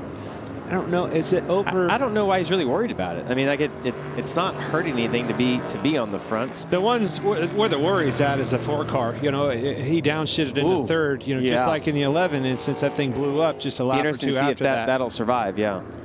Larry, that piece of tape is over the cosmetic grill, but is it over the actual grill opening? Looks to me like a hot dog wrapper. Yeah, that is the grill opening, but it has such a big grill opening. I don't know if that'd be. I mean, he'll know by looking at his water pressure, water tip. I think they're making him give his lap back. Yeah, I'm with Larry. When we talk about the grill with the last year's car or the Xfinity Series cars, a little bit of tape make a big difference. It doesn't make near the difference on this car. Now, you're not allowed to add tape, but something like that, we need to find out a little bit more about that, why they're so concerned with getting that off.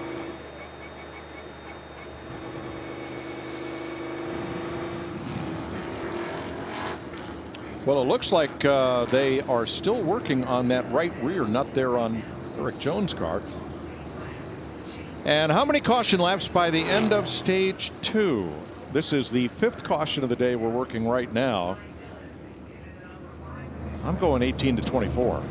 Clint, you should have done how many laps can a right rear tire go on the 43 car at Kansas Speedway? That would have been a great question this week. Blown away how how many laps that Eric Jones got out of that right rear. They're obviously still having trouble with it. I'm thinking they're probably going to have to cut that nut off. Yeah. Oh, we got a big hammer out now. If a hammer doesn't fix it, there's the best tool in the toolbox right there. Torch, hammer, vice grips. We got it. Look at that wrench they're using. When you buy a Porsche with a center lock wheel, they give you one How does socket. Mike know this? With a 3/4 inch drive, and there's a company will sell you a big long breaker bar, because how many people have a 350 foot-pound torque wrench in their toolbox to tighten that? I don't.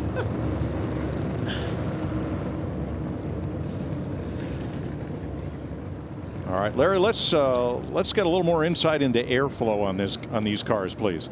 Well, Jamie McMurray was talking about how different this car is from last year's car. So let's go to our Ford Performance Cutaway car, and we'll kind of show you the grill opening. Of course, it's at the bottom, below the front bumper, but you see it goes through there, and there's actually a big duct in there. One flows air actually to the throttle body on the engine, but the other one dumps the air through these louvers on the hood. Air really does not go under the hood whatsoever. It either goes to the throttle body on the engine or exit out the louvers in the hood, and that's one of the big differences in this car versus last year's car. I'm telling you, you're going to have to cut this nut off. If that inch, Clint is mesmerized they've got with that lug wrench may not. If it was a Porsche option or not, I don't know. There but he it is. is. I'm telling you, that's an option on a Peterbilt semi. Is what that air gun is. I want like a I've used grinding one of them saw. before. Well, now here's the other problem. There's not a lot of room to work in there, and for that I think you're going to need a cutoff type unit. Clint would be right in the middle of that, saw, Mike, if he was down there. There's no doubt. That's a tough one. Yeah. All right, what else you got? Man, just an unfortunate blow for the 43. Yeah. Really? You know, you got to be careful. Obviously, you need those threads on there, trying to get the nut off. But these guys have been, you called it over-delivering. I cannot agree more. The job that Eric Jones and the 43 car have been doing, but unfortunate day here. Now this I like. An air grinder to grind it down, and then a chisel to finish the job. That's how you're going to get that off there, and hopefully what are you don't gonna do with the damage threads? Yes, enough that you can't get another nut on. Eric Jones came in here 5 points below the cut line for making the playoffs in 18th place.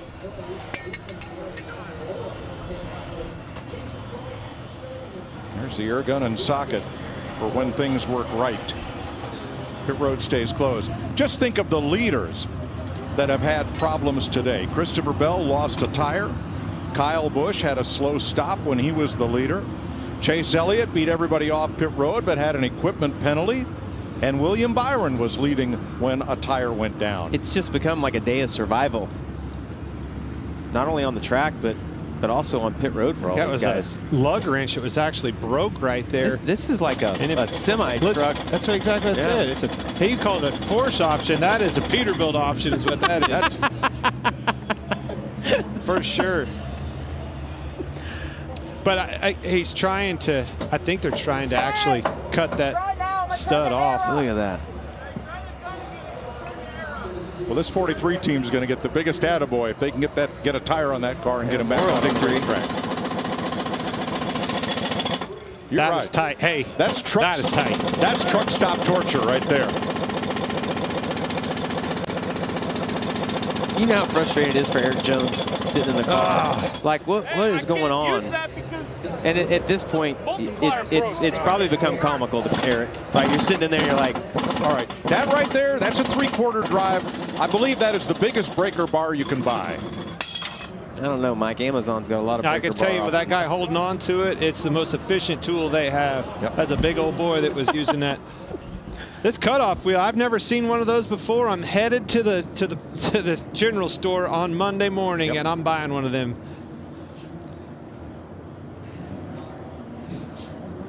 Trying to saw the lug nut off from the studs. Pit road remains closed. But Chase Elliott, the leader, 130 laps in. Adding to Christopher Bell's woes, he had a 19-second pit stop under green. They had cross-threaded a wheel nut, and Jones dropped from 7th to 21st.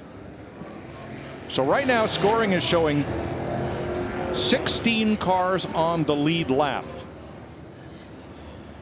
And that means everybody from Ricky Stenhouse on down who made green flag pit stops 1 lap down. Still awaiting official word on the free pass from that caution flag. And if you are a lap down right now and you've made your pit stop, it's going to be okay because you'll get to do the wave around.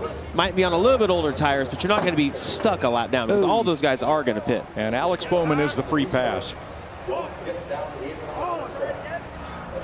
So he'll be back on the lead lap. So we have seen stuck center lock nuts before this season. We've seen cross-threaded nuts. We've not seen anything like this.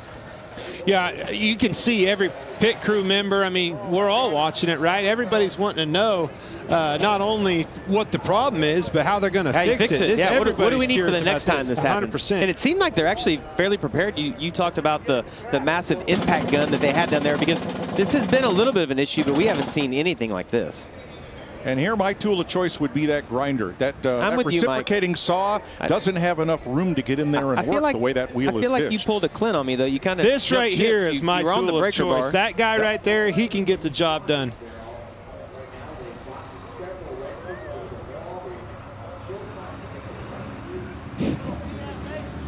Eric Jones' crew ranks high in our eBay Motors pit crew ratings.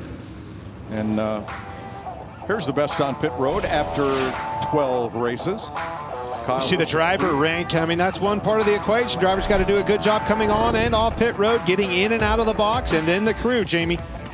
There's Eric Jones' group in the top 10 for pit stop time. Yeah, we talked about issues with loose wheels, and nobody on that list had a loose wheel earlier or during the season. So not only have they been good getting on and off pit road, fast pit stops, but they haven't had the mistakes. Now, once they get that nut off, the question will be, do they still have enough good threads there to get a new nut on and secured? I guess you got to cross that bridge when you get to it. You got to cross this one first. Yeah. Yep. I mean, look at that. Yeah, they're going to cut the wheel off. We're going to cut the wheel to get access to cut the nut. The dish of the wheel is preventing them from getting that saw in there, so they're just going to cut the wheel out. He's lost 4 laps so far trying to work on this. So pit road will be open this time now that NASCAR has sorted out the scoring of cars that pitted prior to the caution flag versus those that didn't. Alex Bowman will get the free pass. Definitely could not have come at a worse time when the 4 spun coming off of pit road. Pit stops were halfway done. The rest of them out. This race is really turned on in, and here they come for another round of pit stops. So these will be the 16 lead lap cars that had not made that pit stop under green, led by Chase Elliott. Vince? Well, it's been an eventful day for Joey Logano. Of course, documented he had to start at the rear in a backup car. He said eventually they would get there. Well, he said we're 2/3 of the way there. Chassis adjustment there to help him on entry. Jamie? Chase Elliott brings it in here. They've been making some good adjustments for that 9 car. Said he started losing grip after about 20 laps in that last run. No adjustments, though, just 4 tires.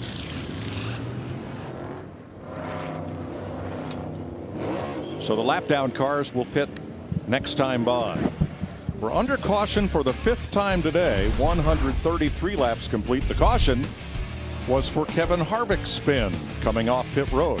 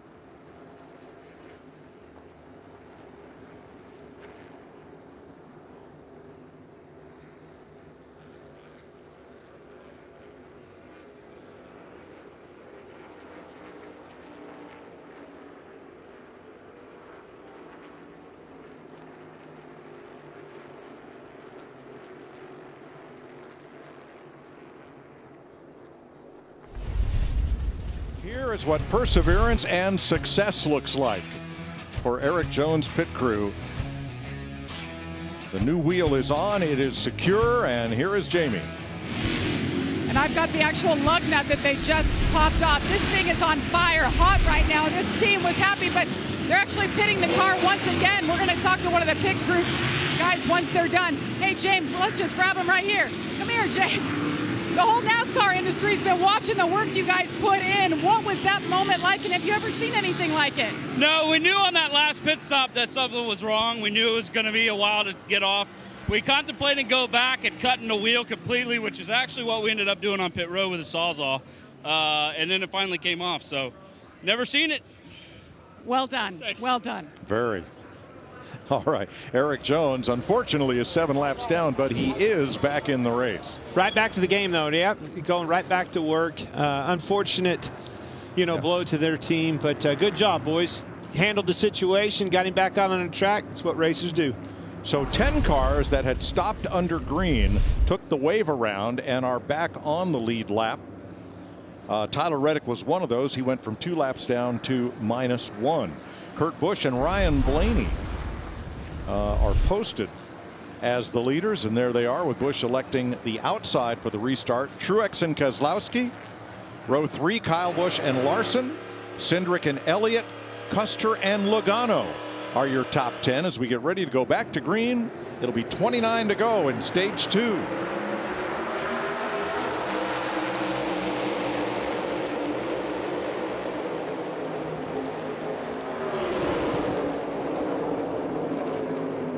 Logano went bottom feeding and came up to 5th. This keeps getting better. 4 wide off of 2. Look out.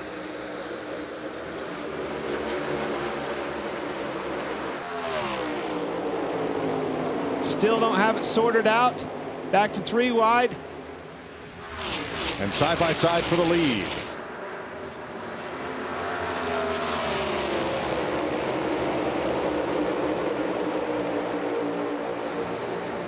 Oh, 12 really drove it off in the corner, washed up. Got it back underneath of him, and here comes a hard charge on the outside of Kurt Busch. Brother in tow. Behind them, they're 3 wide for 6th. There's too much going on here to cover it all. Still 3 wide. It's amazing how much more side-by-side they can do this year, and the car on the inside not get loose. It actually looks like they almost get tight when someone's to their outside. There's less of a side draft with this car. There's no question about it, and I think that enables those guys to race close and tight without pulling the air off of one another and spinning each other out. Cindric comes back. These are 2 of the 3 that were 3 wide, along with Keselowski, who is up to 5th. Was there contact here? Whew. If there wasn't, I promise you I don't want to stick my hand in between those cars. Very close quarters. Tight racing. Business is picking up, Jamie. Cindric back to 5th. And Elliott charging. We haven't talked much about Brad Keselowski, Clint, but what a great run for him. It's been pretty much a struggle for the 6 car all season long. Had some issues, obviously the points penalty earlier in the year, but Brad's won here twice before. And the one thing in the equation over there, if something's not right, Brad's not going to be the issue. We know what a good driver he is. It's nice to see him having a good run. Remember, he started the day back in 30th. Vince? Well, and the one thing I talked with Brad about before the race today, he said, we do not expect or accept lower expectations. We understand the mountain we've got to climb, but we have set the bar high. It hasn't gone the way we want, but it's not because of lack of effort. They deserve a good result. We'll see if they can get one before it's all said and done today. Brad's such a good leader, Mike. He's one of those guys, like, when you listen to him, even when things are going wrong, whether it's on social media, he's always saying the right things, always positive, finds the bright side and everything. He knows that they have a steep road in front of them, but he's willing to stick it out, and that team will get better, no doubt. Larry? Yeah, I've been looking at Brad Keselowski, and he was one of the drivers that pitted just before that caution came out, about a half a lap. And in his pit crew, they've had solid stops. In fact, that green flag pit stop just before the caution, 11 seconds flat. That's what kept him on the lead lap. Well done.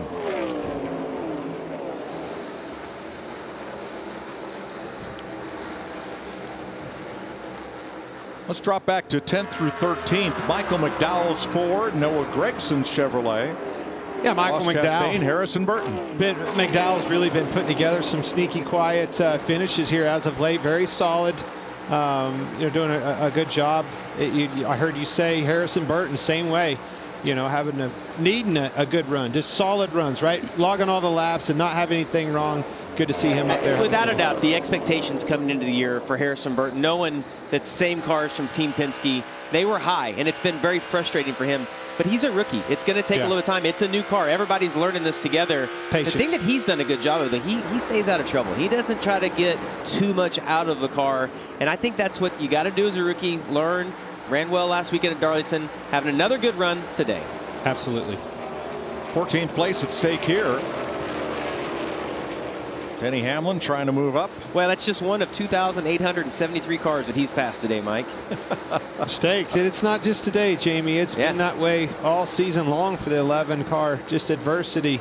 Battling back from adversity every single time, it seems like. Yeah, and they have speed, and you and I have talked about this earlier in the week.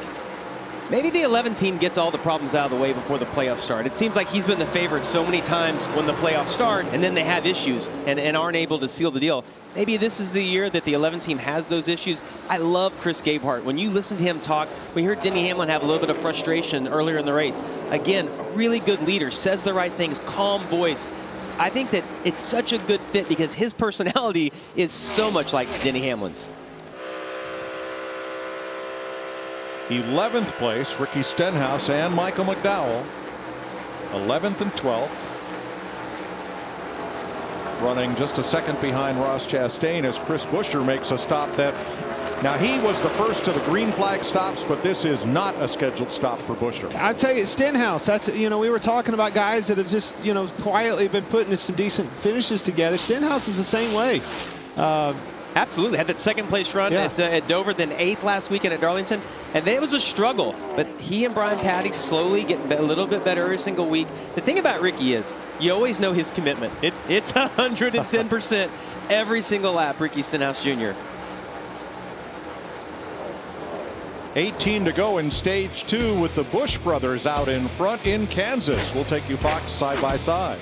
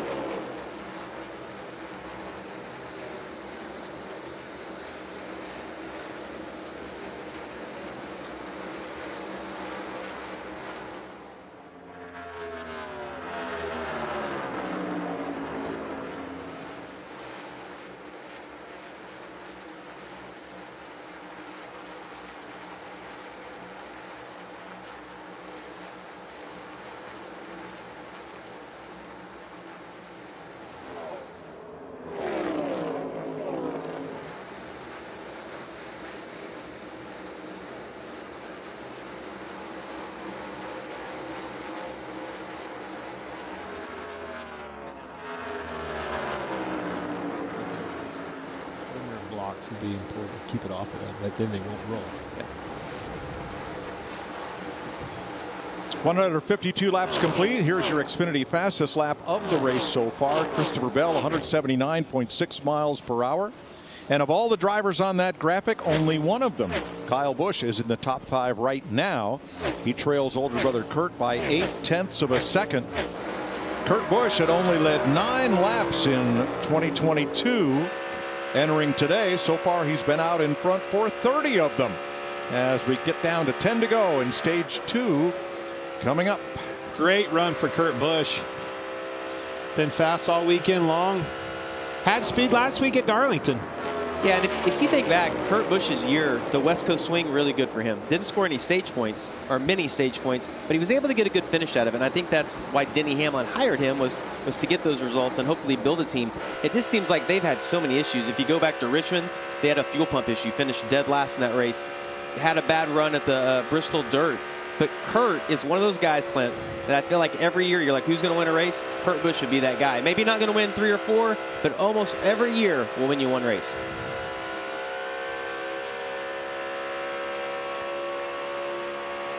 Now Christopher Bell, who has the fastest lap of the day on lap 2 of the race. He is back there trying to get to Noah Gragson and work his way back up into the top 15. Jamie? Yeah, how about the run for the 16 and Noah Gragson making just his 5th Cup start.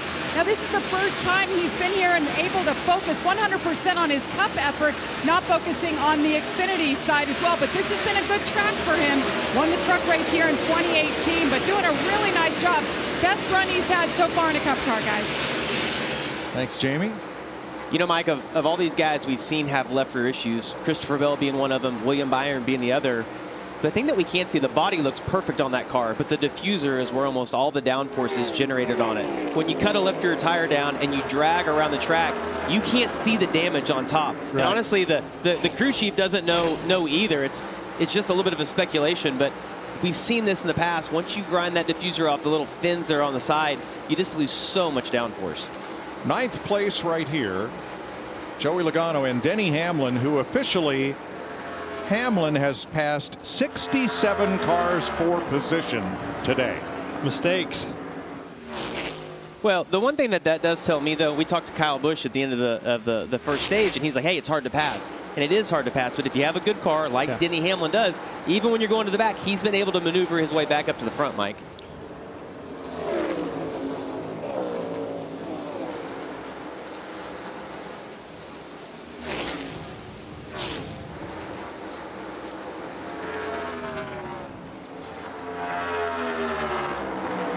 He's put some serious pressure on the 22, trying to get as close as he can to him getting into the corner. Back to that middle line where we've seen him make most of those passes that you just showed, Mike. I think he's finally going to clear him up here. And you can put 68 down. 68. Right? Yep, 68. Yeah, I tell you what we are doing. If there's anything to this Larry's trend in 20 laps coming, where these left rear tires start having problems. Yep. So Tyler Reddick did not stop on the caution flag, took the wave around to get back to 1 lap down in hopes of a quick caution, didn't get it, and now goes he's just nursing it, Mike. He got into the wall. He's probably hurt the diffuser like the 20 and the 24 we talked about. On older tires at a track, the tires make a big difference. Such a frustrating day for the 8 car, knowing how good they were in qualifying and practice. Reddick came in here 1 point below the cut line to advance to the playoffs. Yeah, just such an unfortunate weekend for him, and it's happened so many times. You know, the frustration, the letdown, his win is coming. You know, we keep saying it, and Absolutely. he keeps hearing it. Tyler Reddick will win a race this year, no doubt. I firmly believe that, but got to get through this, right? You got to shake this off. Mike brings up an interesting point, though, when he talked about Reddick being 1 point below the cutoff line, because the guy that's leading this race is 22nd in points. If he wins, that automatically would bump Reddick and Austin Dillon out, who's 16th in points. So those guys do not want to see someone lower in the points to get a win. Kurt Busch has led 38 laps, most of all drivers today. 16th place, Noah Gragson, Alex Bowman. Remember, Bowman got the free pass on the last caution. Larry, 4 to go in the stage, but are we getting to the number of consecutive green flag laps since the stop that would be in the danger zone if somebody was experimenting with tire pressure? No question, Mike. As I said earlier, the trend's been 20 to 25 laps. Right now, we're at 26 laps, so we're going to be right at 30 when we get to the end of this stage. Oh, so we're outside the zone. We're fine. Well, I was going to tell you, I sit next to Larry every week, and typically when he starts reading trends, all hell breaks out on the track. So I get a little nervous when he starts talking. Last time Kurt Busch won a stage was in Atlanta last July. He went on to win the race, his most recent victory in the Cup Series. Kyle Busch finished second that day, right where he's running right now. 3 to go, stage 2. 2 more. 11th place. Wallace and Stenhouse, they're about a second and a half behind Joey Logano, who has the position of earning the final stage point in this stage. It's been a long day for Joey Logano, Clint, but I think they've done a great job being in a backup car, making the adjustments. They got a little lucky when the caution came out, but it's been a There it is. There it is. Larry said it. I told you guys. Trend strikes. Larry doesn't get to talk anymore. But no caution yet. Yes, remember, this will not bring out a caution unless there's debris on the track that would interfere with competition. He's off the racetrack. There won't be. And the frustrating part of that, we talked about it with Christopher Bell, William Byron, is that he's doing damage that they're probably not going to be able to recover from on that diffuser. Oh, he stayed out. Stayed out on the racetrack. Oh. Well, it's the last lap of the stage. Yeah, I just think about how much more damage you're doing to your car as you drive around there. I'm afraid the damage is done. Yeah. That's a no-win. Truex was in 4th place. We'll stay on the lead lap, though, by doing that, I guess. Yeah, that was a good heads-up call. That's a really good point. Heads-up call by James Small to keep him out. Kurt Busch wins the stage by 2 seconds over younger brother Kyle, with Ryan Blaney 3rd, his teammate Austin Cindric 4th, and Chase Elliott 5th. Kurt Busch, stage 2 winner. Okay.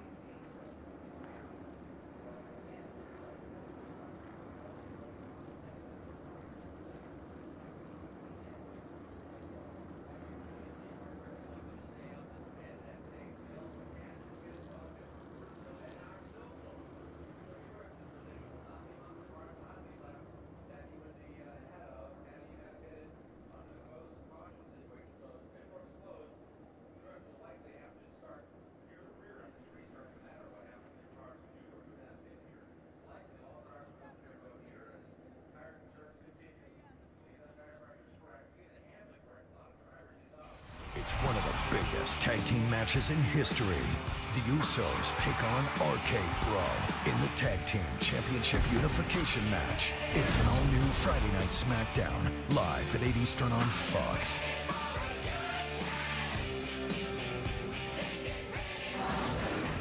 Here in Kansas, Family and there's.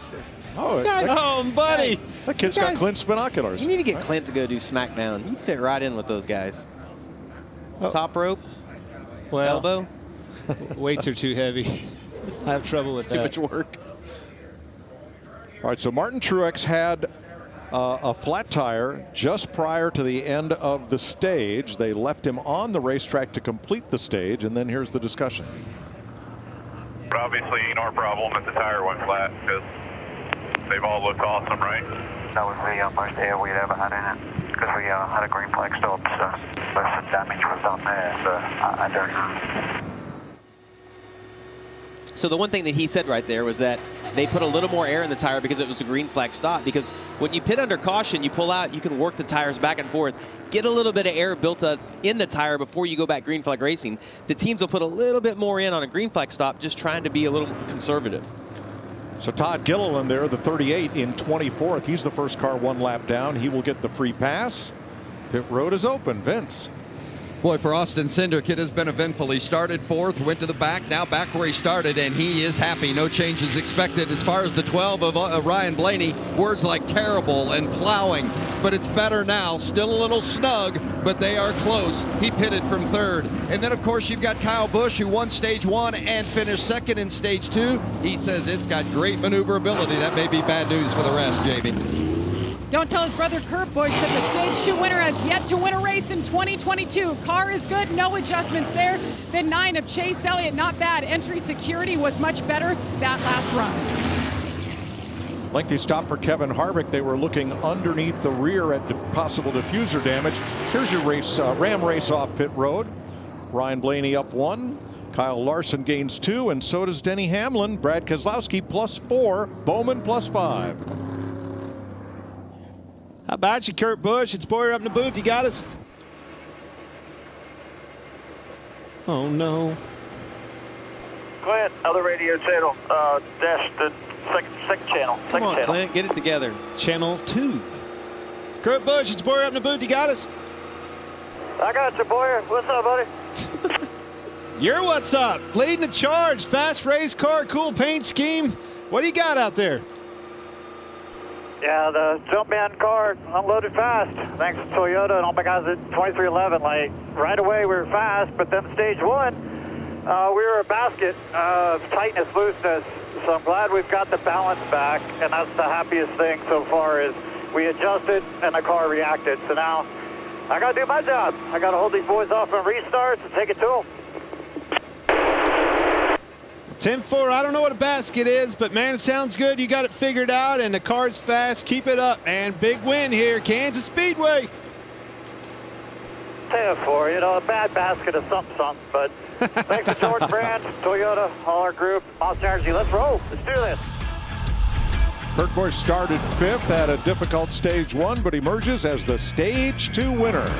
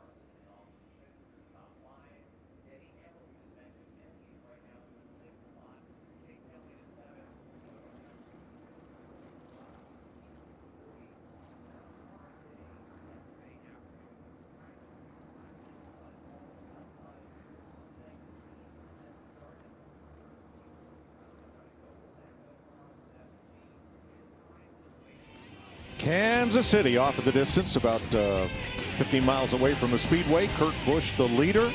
They came into the pits with his brother Kyle in second place, but didn't exit that way. Watch the air hose on the right front here as the tire changer finishes up. Oh, the tire. Dropped the car right on it, unfortunately. And then, trying to make up for it, Kyle was too fast exiting pit road. Oh, no. And we'll have to restart in the rear. That's what we all looked like when we heard he was speeding on pit road. Another of the leaders had difficulty. Ross Chastain had a slow stop. Trouble on the left rear. Chastain came in 7th and left pit road 20th. Haven't seen many hiccups from the one pit crew. They have been solid all year long. But they caught that, and you're better off to stay there, fix it, not have that loose wheel in the penalty. Yeah, that wheel falls off. It's a steep penalty. We've seen that all season long.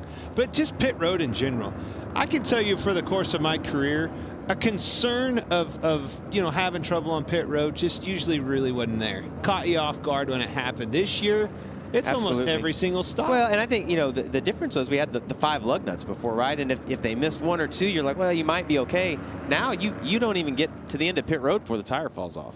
Let's have a look at where the Koch family of drivers are running here with 96 laps to go. Denny Hamlin, Joey Logano top 10, Austin Dillon 13th, and Daniel Suarez got into the wall and lost a bunch of laps making repairs. He is 7 down in 33rd. Yeah, Daniel, a victim of the left rear, got into the wall, but lost all the time getting the car actually pushed to his pit stall. They elected to pick it up and try to tow it. Lost, 3 laps. Denny Hamlin's not going to know what to think, Clint. Getting the start up front, not having to go to the back this time. I'm going to have my eye on the 11 car, though. He's been one of the best cars all day long. Had so many issues, though, we haven't got to see what he can do up front.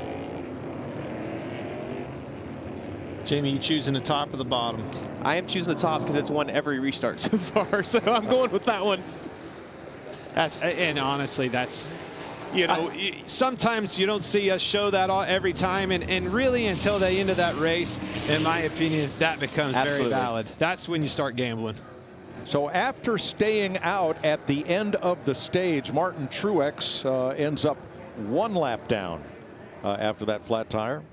Here's the one Kurt Busch didn't want to see. The stage 2 winner, incredibly, in 12 races, has not been to victory lane. Don't jinx it, guys. Don't say it. Come on. I don't put those graphics on the screen. I just have to If read anybody them. can overcome that, it's that champion in that car of 45, Kurt Busch.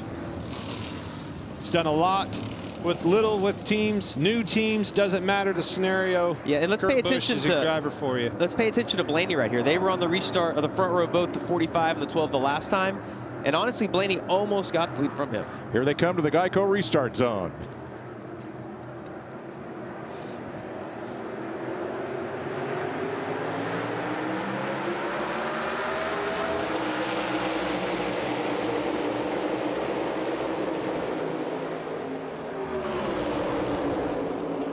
Brad Kay way up top for 3 wide.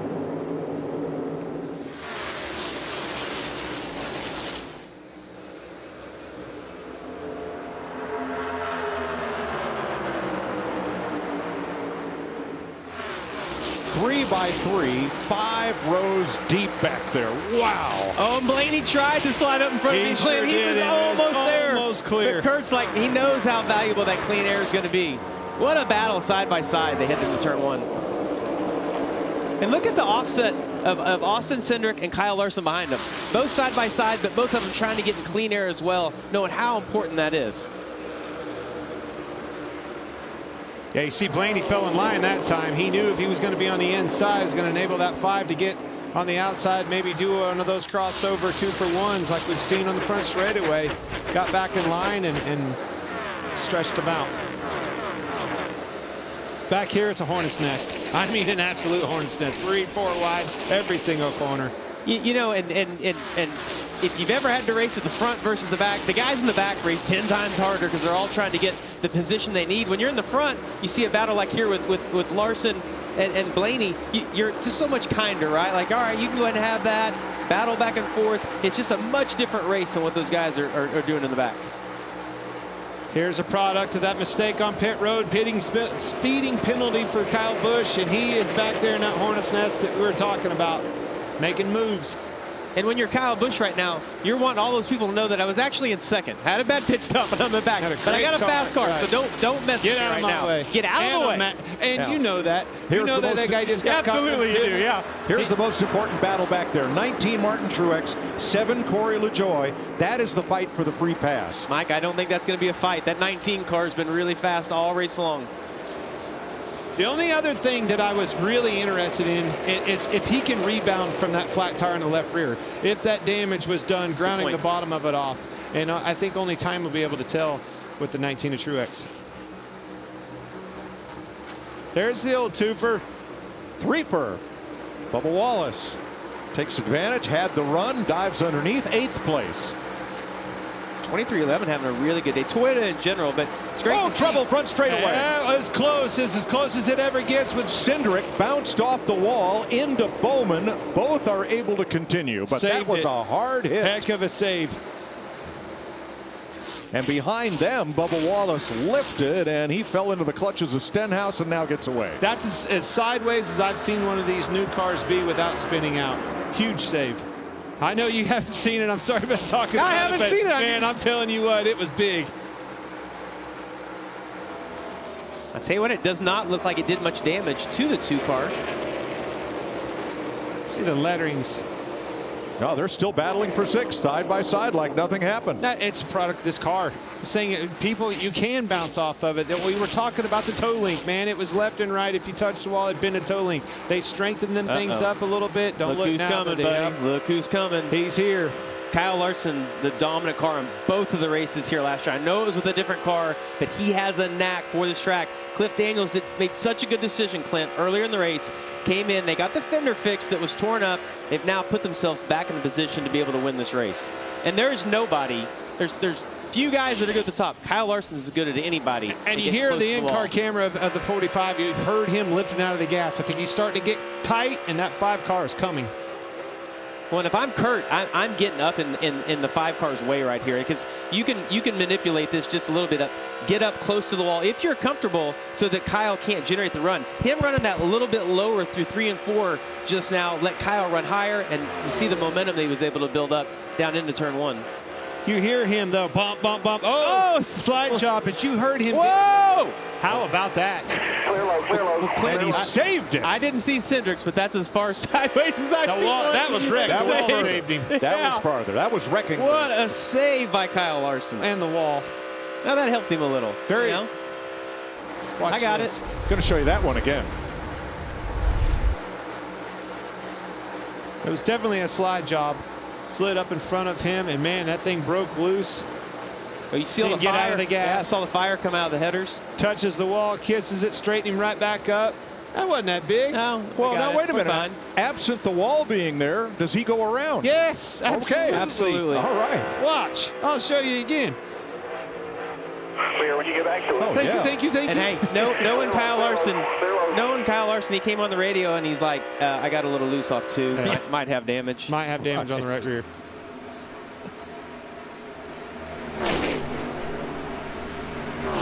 I'd love to know what Kurt Busch was thinking right there. May have had his eyes closed. What a save. Larson holds on to second.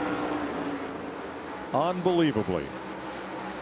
Blaney third, Hamlin fourth, Elliott fifth. Want to see it again? Yes. Yes. All right. 84 laps to go. Wow. Look at that. Get you some.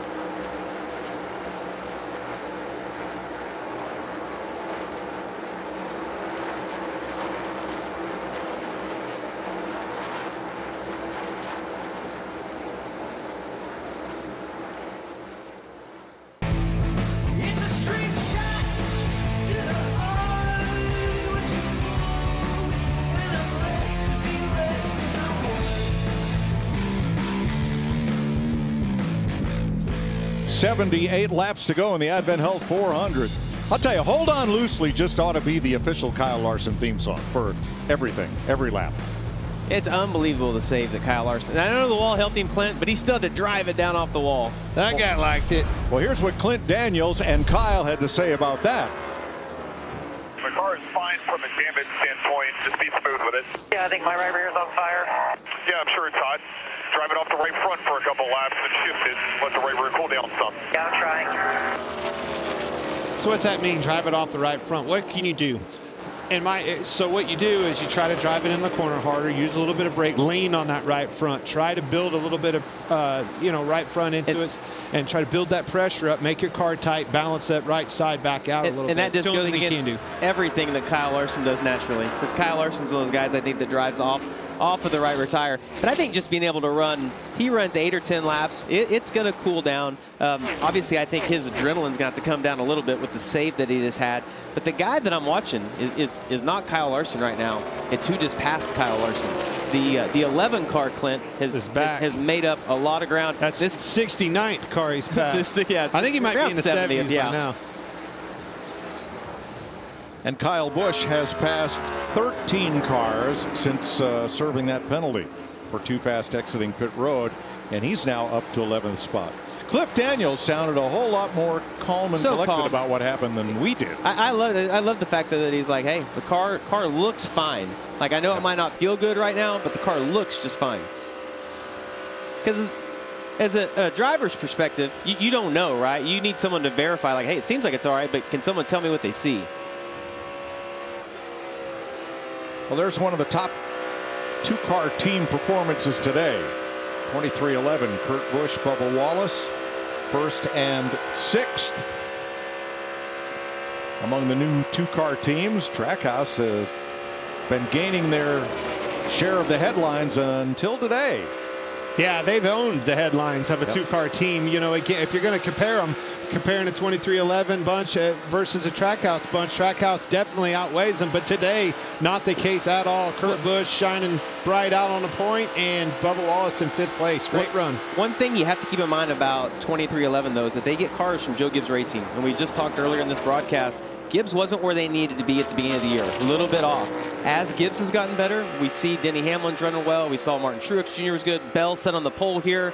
You're going to see 23-11 get better. They've had some unfortunate luck. We talked about the wreck last weekend at Darlington. But today, both of those cars, obviously, it looks like they both have top 5 cars.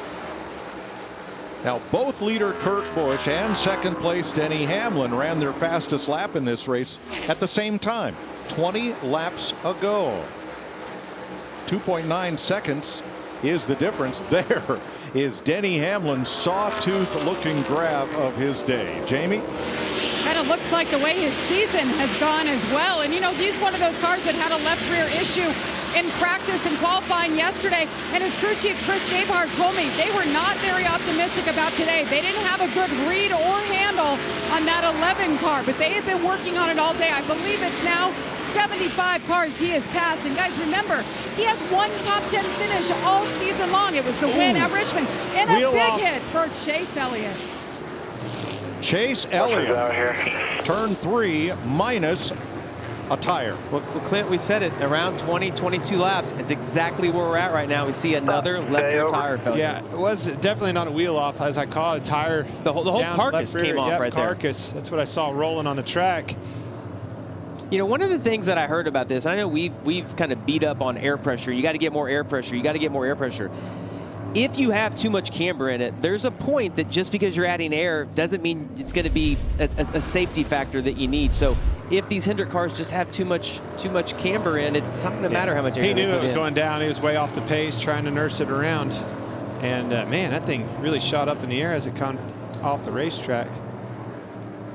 Well, and he's in the grass. It's going to take a little while to get Chase Elliott out of this because he came to stop, wasn't able to keep his momentum going. Now they're going to try to. They're going to push him. Oh, you see, he was trying to get slowed down right there. He definitely trying to nurse it around the corner, but once that tire came off. Yeah, we talked about how fortunate William Byron was. Some of the other ones that happened on the straightaway when they could get the car slowed down happens on the entry of the corner. You're just not going to save it. 5 cars in practice, maybe 6. Now 5 cars in the race have lost a left rear tire. And a lot of rain this morning has made things very muddy in the infield. We need to we're going to need tow a bigger the tow truck out of the grass. Well, everybody's misfortune is someone's good fortune. In this case, it's Martin Truex. He will get the free pass and be back on the lead lap. You're going to have to get your buddy from the 43 to go down there and work on that thing. I will say the Steps Wrecker organization, those guys have stepped up in a big way. They've hired them to actually do at every racetrack. We're not utilizing locals from, this racetrack and a different vice versa. These guys have been every step of the way, learning the process, having those bars and the winches that you see. Done a great job this year. Pit road is open. Vince. Well, it certainly has been an adventure for Ryan Blaney, who's pitting from the 4th spot there in that 12 car. They have battled this car all day long. It's wrecking loose on the bottom, too tight up top. Really needs to fire off better, and that's where they're hoping to make a change right here with air pressure, Jamie. And Bubba Wallace coming to life as well. He just told his team, guys, we're good enough to win this. Keep me in it. As you see something happen with the hose, I don't know if it got run over, but they stalled. They had to run out and get it. The 11 of Denny Hamlin, and he said, I'm not worried about anybody beating us on speed. We're good. All right, that tire got punted by Alex Bowman, that wheel and tire that got away, and it is going to end up 5 pits down pit road when it finally comes to rest. You see the tire come out, and then Alex Bowman pulls out of a stall and actually hits it, shoots it out into Chastain. Everybody goes scrambling. Good heads-up driving, guys. Now, Bubba Wallace was 5th when this happened. Here's Kevin Harvick's view. And that's a really good example of why the penalty. Everybody says these penalties are really harsh. When those tires get loose, that's because dangerous situation. That tire could have got over there, got into one of those pit crew guys, and been ugly.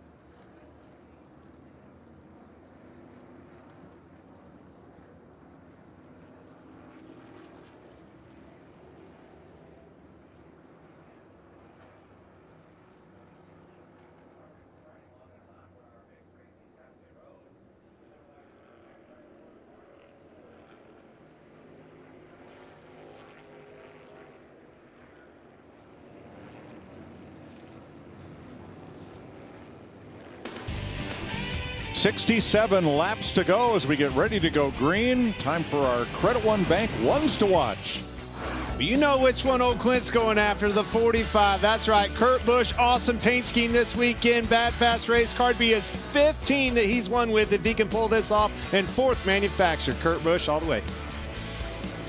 You know, Clint, Kyle Larson, he only had 1 win at this point last year, but it's about this time he came to life and got all those wins, and he just had the save of the race right there. Well, obviously, I'm going with the guy who's passed the most cars today. That's Denny Hamlin. 78 cars he's passed up to this point. He's won 3 times at Kansas Speedway. Only need to pass 3 more to get the win. And Ross Chastain is the one I'm watching. He's already a 2-time winner this year, and he's won a truck race here. He told me this is the smoothest car he has ever raced here. Keep an eye on him. He's inside the top 10.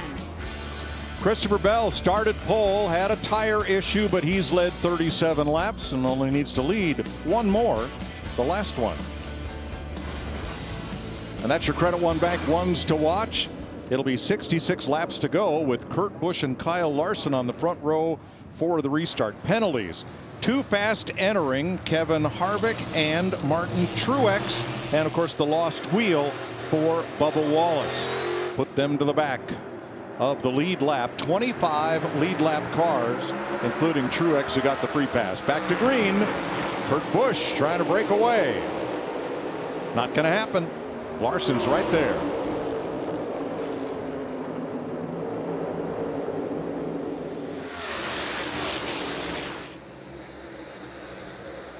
You know, Clint, it's so important as you see. Here it comes. 12 car going to the inside. 3 wide top right there. 3 wide. The 5 almost clear. The 45. Can he make it? Made the pass. So close. Crossover move. Now we're racing. Kurt Busch right up against the sheet metal of Larson. And into turn 1. See his flame coming out, lifted, got the car rotated back to the gas, but not the side that he wanted to be on, that outside line, the preferred line. Bell clear in 3rd. Side by side into 3 for the lead. You know, the one thing that's so important, Clint, is you see Kyle Larson trying to get a run back on the 45. Is kind of how you time out the momentum. You want to have the momentum right there. Kurt Busch is going to have the momentum heading down into the corner. He's going to hope that he can clear Kyle Larson. He just doesn't have quite enough speed. Christopher Bell is a great pick, Mike. He is back in the game, wanting to see these cars running side by side. Can he pull that 2 for 1? Yeah, he's in the stealing seat right now. 3rd all by himself ahead of Hamlin and Blaney.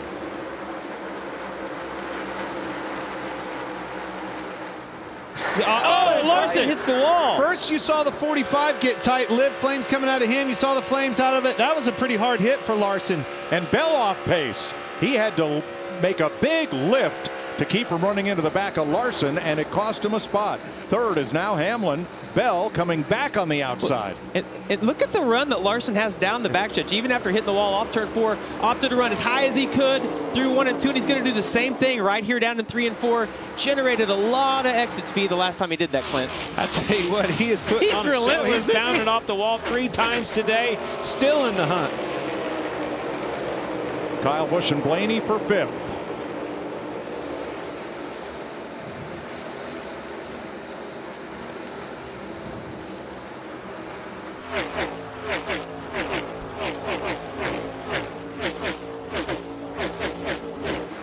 Tenth place, best friends. That could get interesting, Mike. I think he's just going to pass him. But if I was Joey, I'd probably let him go. I think I would too, right? That's probably a good decision.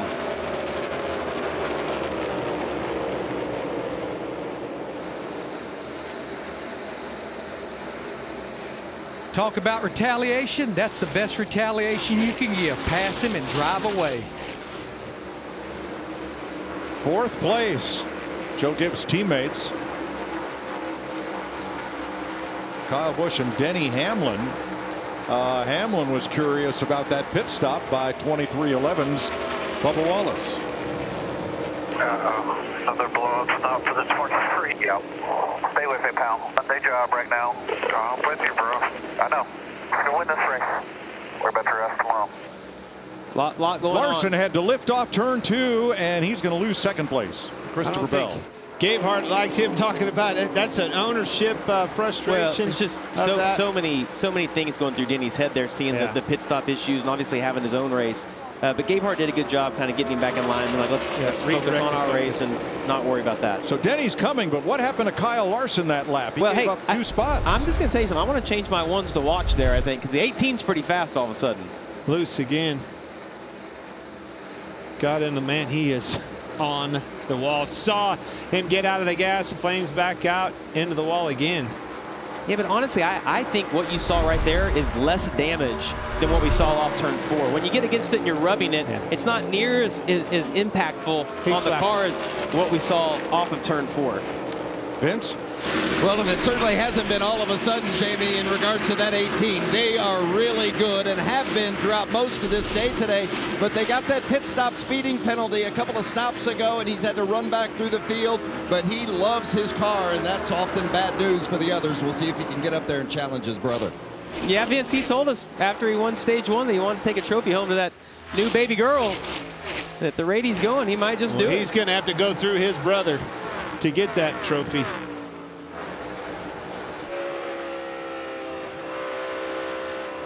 .57 laps to go. Kurt Busch out front of Christopher Bell by 1.3 seconds as we go Fox side by side.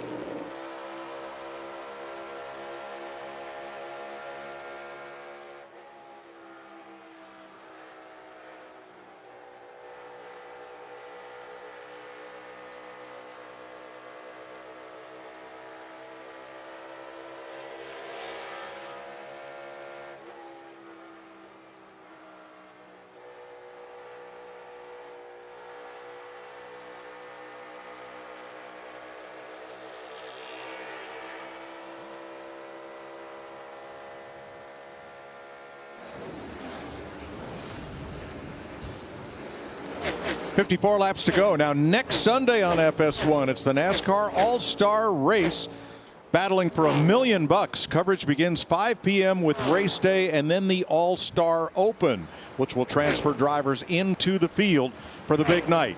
At 7 p.m., race day's back with a performance by country music superstar Blake Shelton. Then at 8 p.m., the main event, the All-Star Race. It's only on FS1 and on the Fox Sports app right here next Sunday. How many times did you win the Open? I feel like every year you were the winner of that thing. Oh, yeah, man. That was not a race you ever wanted to win. I was more curious how many times you had to win it to win the $1 million that I did in 2014. Not funny with you, is it? Kurt Busch started this race in 5th place. He has now led 91 laps. Christopher Bell has led 37. Bell is 2 seconds back. Kyle Larson another 4/10 back in 3rd. Kyle Busch in 4th. Denny Hamlin 5th. Among the top 15, leader Kurt Busch is the only driver without an issue this weekend. How about a Fox Sports Sunday Rank It Up?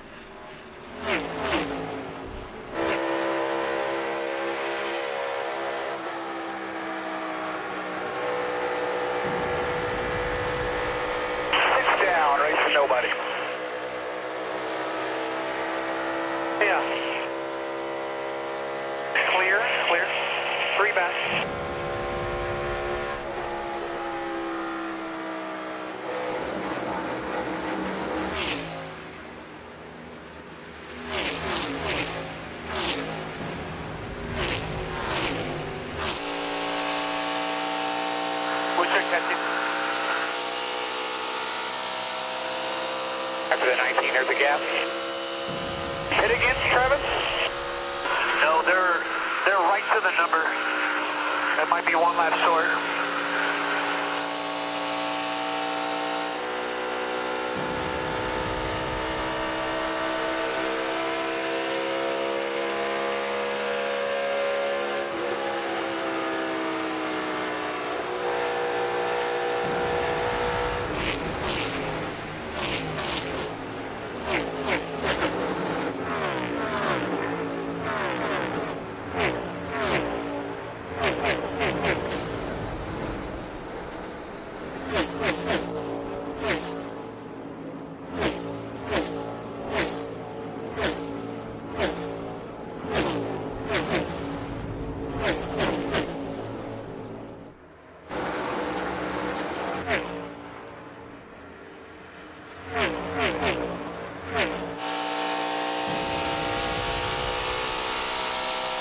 Right, but this car is acting weird now. The back of the car is being kind of weird, and that's the run. But now it's worse.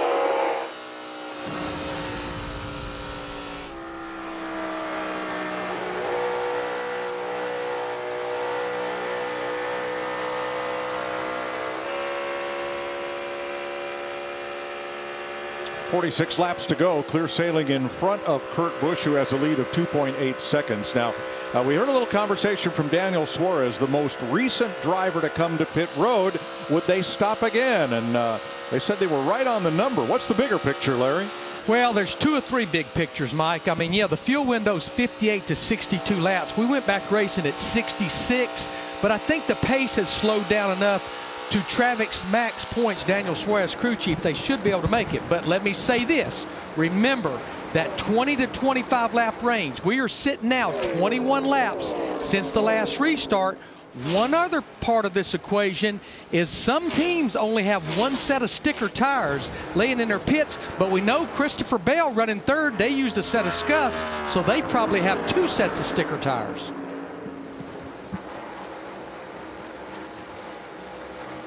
Thanks, Larry. So sounds like we're going to be right on the number.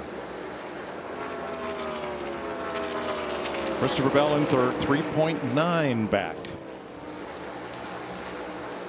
That guy right there putting on a show today. Passed a lot of cars, dug himself back out of that pit road speeding penalty. Back in the hunt, running his brother down. It's a brothers Busch kind of day. If anybody's going to beat Kurt Busch, it's going to be that M&M's car right there. And he's running about 2/10 quicker right now than Kurt Busch. Their lap times are actually quite close. But when this is going to get really interesting, Clint, is when they catch those lap cars. How quick can Kurt get through those? Typically, they race the leader much harder than they race the guy in second. Now, to Larry's point, the top 15 were all on pit road the same lap, 198. Will fuel be a factor? If we stay green, we'll see. Kurt Busch has now led 100 laps. If there were a bonus for leading the most laps, he would have clinched it, but that 5-point bonus went away some time back. Kyle 2.4 back. Ricky Stenhouse has had quite an eventful weekend. He cut down a left rear during practice. Spun, got substantial damage, not enough to go to a backup car, but he was one of 5 cars that started in the rear. He's looking for his 3rd straight top 10. He had only 2 top 10 finishes in all of last year, now going for 3 in a row. Brian Patty and everybody on the 47 car have done a great job repairing that car, but bringing fast cars to the racetrack. And then Ricky Stenhouse Jr. behind the wheel. Fantastic to see the speed in the 47 car. Those guys, when they have it's different when a team like that has trouble than a mega team like a Hendrick Motorsports or a Gibbs that you see with this battle going on. They have an army of people to help rebuild those cars. That 47 bunch, they're down there digging.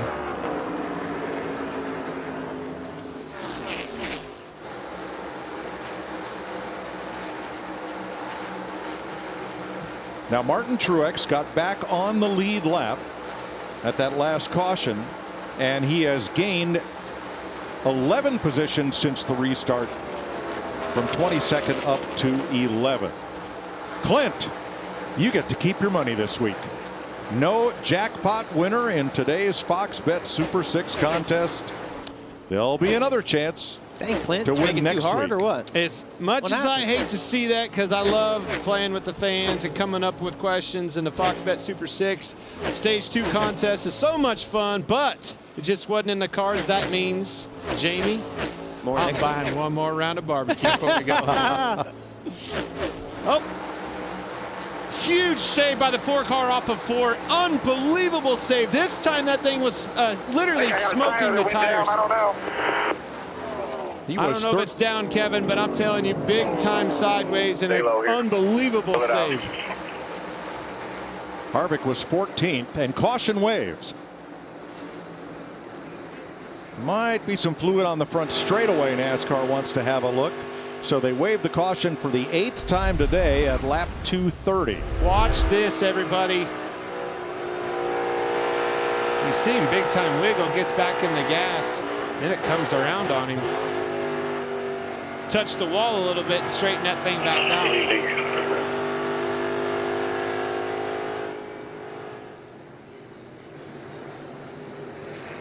Wow.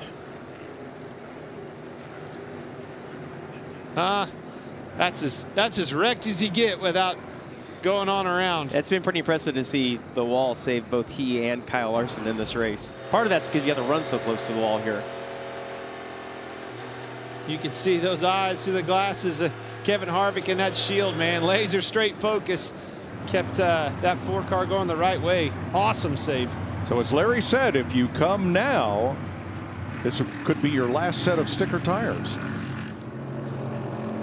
Boy, I have so many notes from things that have happened on pit road today. They fill up an entire page between penalties and problems. Corey LaJoie gets the free pass. All right, best story of the weekend. Last night on the way to dinner, Daniel Suarez, his crew chief Travis Mack, Daniel's girlfriend Julia Piquet, they're driving along. What's right out in the center of the intersection? A 30-pound snapping turtle. So they did what any turtle lover would do. They picked it up and put it in their car and brought it down to the river down there near where we stay, and gave it a good home. I saw pictures. Clint, well, I can tell you, I would have left it there. Right there at Country Club Plaza. I'm not touching a 30-pound snapping turtle. No match. You don't want to mess with a snapping turtle. Bad news. That's our turtle, Terry Ford. High on the back, I believe high on the back straightaway. And give us a wave. Hey, turtle. Here you go.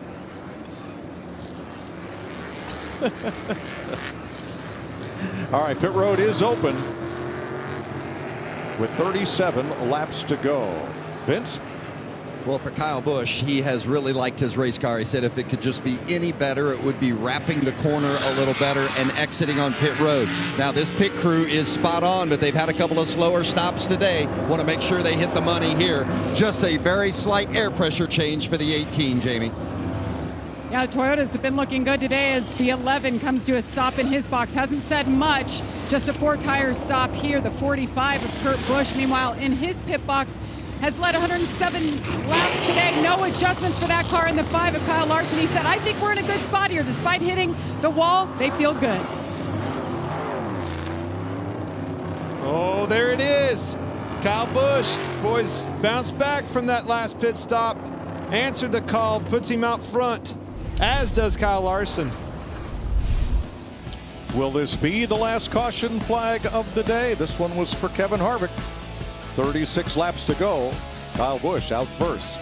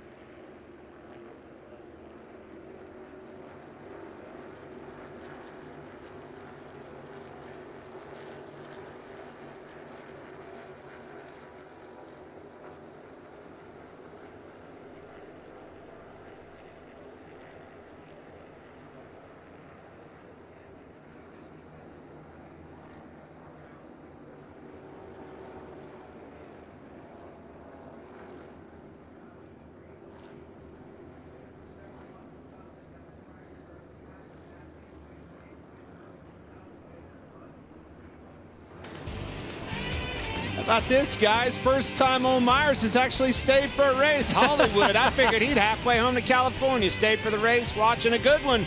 Coming down to the wire on these restarts. Cannot wait to see what happens next. Hey, still got a little love there, boys. I'm telling you right now, that car and that sponsor, whew, those were some glory days, old Clint's life. Them kids right there, their driver's putting on a show today.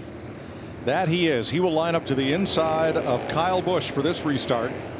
Kurt Busch, Christopher Bell in row 2. Denny Hamlin, Ryan Blaney, row 3. Here's a look at how they chose.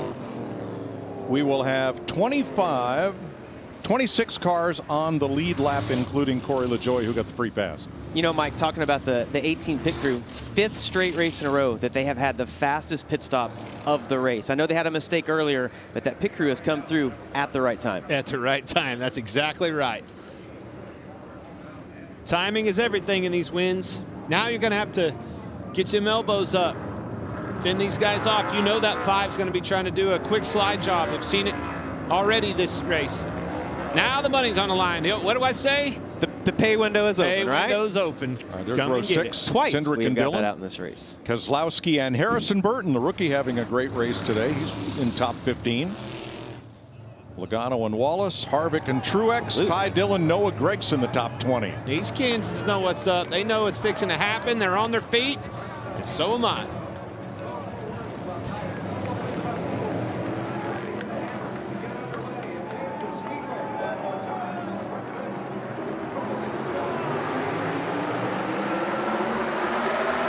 Kurt on you tight. You got tight as hell. He's right on you. Big time push by brother Kurt. I was wondering, Jamie, was that an opportunity to maybe try to get to his outside, put him 3 wide? I know you don't want to do that to your brother, but you're trying to win a race.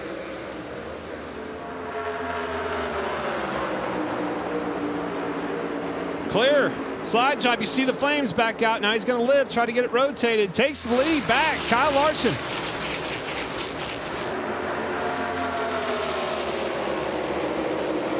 I love the fact that these cars have those pipes coming out of both sides. Gives us a chance to see what's going on. You can see it live. You don't have to look at data. You know exactly when they let off the throttle. And the other thing that you get to see, Clint, is when they shift.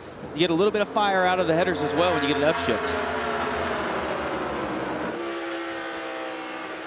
Larson is just in a huge Toyota sandwich right now. The one Chevy in the top 5, surrounded by all of these Joe Gibbs Racing drivers. He's not in the sandwich, Jamie. He's on top of the sandwich. He's that little flag on top of the burger right now. But can he keep it out of the wall? He's been in it 4 or 5 times. Car's been a handful. And now that it's out front in that clean air, maybe he can. Can any of these 3 get back to the front? Kurt Busch, Christopher Bell have both led a lot of laps today. Denny Hamlin, top 5.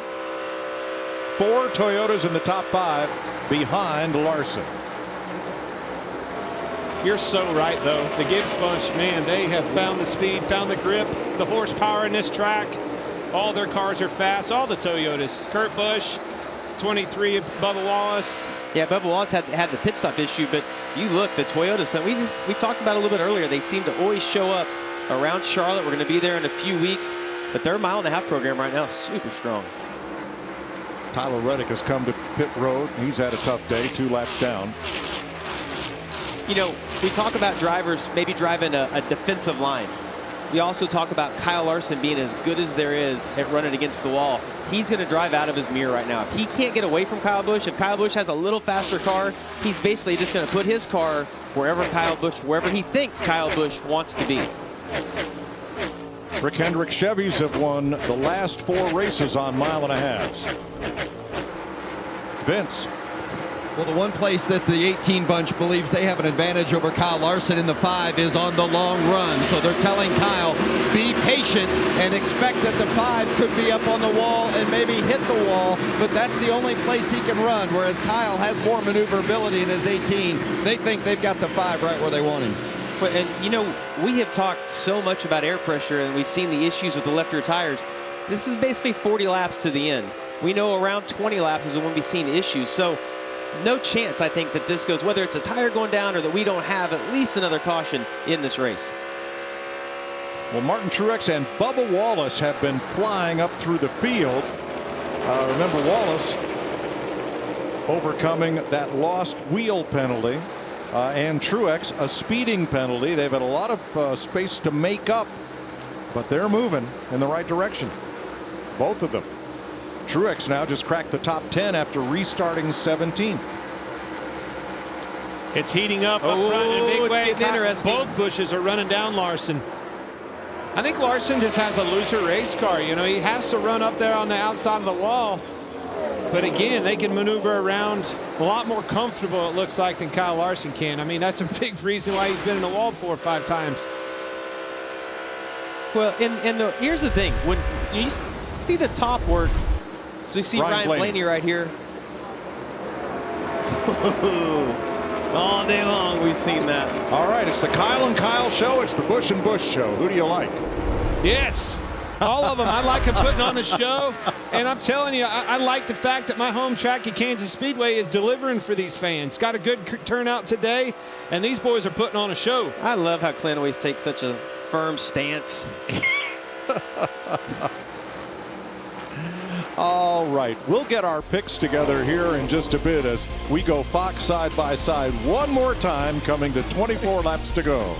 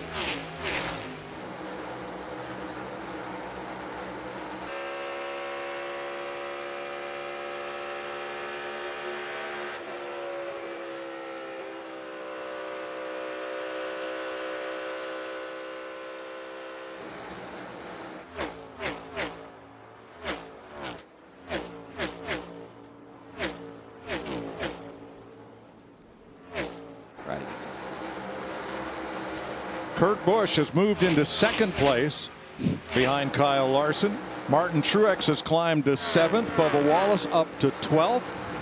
19 laps to go. Boy, Clint, Larson is searching. He's right against the wall one lap, and a couple of laps he'll exit a little bit lower. I think Kurt Busch has a faster car right now. Larson's just trying to put his car in the best position he can to hope that he doesn't give Kurt the air that he needs.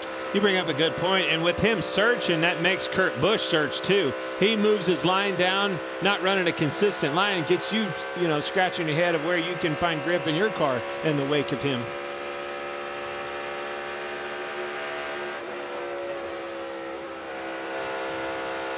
Well, you can hear Kurt Busch's throttle there. A lot of wide open throttle around this track. When they run the top, they're obviously lifting a little bit early so they can get the front to take a set. But look at Kurt's steering wheel right here. Super smooth. Look at the focus in his eyes. 16 on tires, 16, 17 to go. You know, one thing that I've noticed. Now there's the telemetry of both of the leaders. There you go. See the throttle, trying to get it back as soon as possible. Get to that throttle. Well, and looking at Kurt's steering wheel, it tells me just a little bit tight. You see him working the throttle, but no movement in the wheel. That's what I was going to say, and I started looking at the throttle. But it's the way he indexes his wheel is definitely drastically different than I've seen most people. Absolutely. I always wanted, where you see the spokes, I wanted my thumbs in those two areas. Right. He's got his spokes straight up. I think you got to be careful with this rack and pinion steering. As you see, he has his thumb in there. If Vinny, you hit the wall or something, you got to get that pulled back, and he knows that. Man, look at these dive bombs. He's wanting it. He can get a little bit gain on him getting in, but he loses it up off. Yeah, he's needing Larson to make a mistake. He's going to get 77, about 15 in front of you. So they're referencing the lap cars there because that's the one thing that could really change the game. They catch lap cars. I don't think Larson can run anywhere but right against the wall. I don't think he's fast enough. I don't think his car handles well enough on the bottom. But he has to, and he takes that line away, that preferred line away from Kurt. That's exactly where Kurt wants to be. You see him moving down. Now see how he moved down, crosses the wake in front of him. You hear Kurt and you check up out of the throttle right there. Yep, gets tied up off in that wake, and Kyle knows that. Larson's doing that on purpose, you know, trying to make him tight in the wake. And I think it's working. Starting to lose lap time. 43 to a 67 the last time. Kyle Busch now running him down at a 48.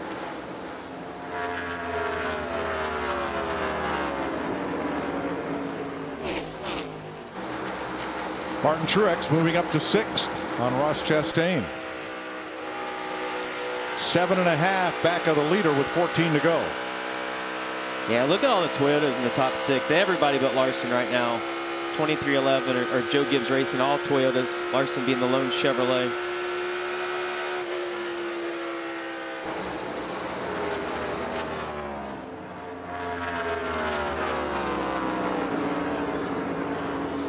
Really the only where on the racetrack I can see that he gains on him a little bit is getting into 3, but you can see Kurt getting tighter and tighter. Well, in a really bad exit right there for the 45 car. It looked like he ran a little bit lower, got tight on exit. See, Kyle was able to get away from him. But look at the lap cars up ahead, Clint. You got 2 or 3 guys right there running in the lane that Kyle Larson needs to be in. To me, we're going to see what Larson has right now. Can he pass those guys on the bottom if they don't give him the top? I would be screaming at my spotter right now. Get to those guys. I'm leading this race. Tell them I need the top of the track. Kyle Larson dominated this race last year, but it was Kyle Busch who went to victory lane. Hey, what lap is this of this run, Larry? What do you got? Well, we are at 21 laps now, 22. We've got 11 to go. So right there, we're in that threshold of all these tire issues, left rear tire issues that we've seen. Can they go another 11 or 12 laps? And I'd say every crew chief on the box knows that trend's alive and is sitting there holding their breath. And once again, Kurt Busch is there. He's a car length, maybe 2 off the bumper of Larson as they exit 4 and come to 10 to go. I love watching Larson, Clint. He's putting his car, if he sees Kurt Busch exiting a little bit lower, Larson automatically is putting his car down there, trying to get him tight on the exit of the corner. Larson had a really bad turns, exited 2 this last corner, allowed Kurt Busch to catch up to him. Look at that, he's got 3 more lap cars that he's got to deal with. The one thing I noticed is that Chase Elliott, Eric Amarola, they gave the leaders the preferred line around the top of the track when they caught him. And that's what Eric Jones will do right here. Made it a little bit of adjustment. Kurt moved down a little bit more. Had a really good 3 and 4, getting closer to the bumper of the 5. Chris Buescher, next lap car ahead, and Busch looks to the inside, and Larson got way up close to the wall, right in the middle of 1 and 2. Sure did. Larson had to get out of it a little bit. Now he's door to door with them. Can he do a slide job? 17 dropped way low. Outside 5. See, Larson drives in right on his door. Larson got loose. Entered a little bit lower than what he wants to. Made Kurt Busch have to get out of the gas, exiting a little bit tighter right there, Clint. One more lap, car. Room out, outside. Yep, J.J. Kurt's Yates going to try drops to the bottom shoot out of the across way. there. Is he clear up? No. Oh! Larson's in the wall. Kurt tried to close the gap. Kyle gets into the outside of the wall. Takes it. Kurt Busch to the lead.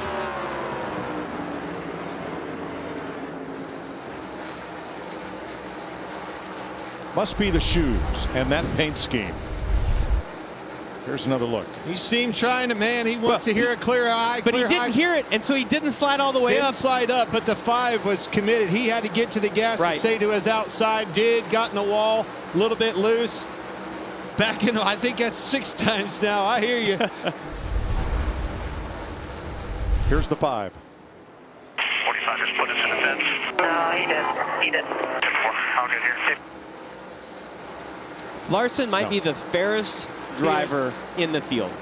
And that's right. You know, I agree with him. I don't think Kurt did. Kurt didn't. Pressure on him. Kurt tried to leave a little bit of room there. And Totally. put the pressure on him, gave him a lane.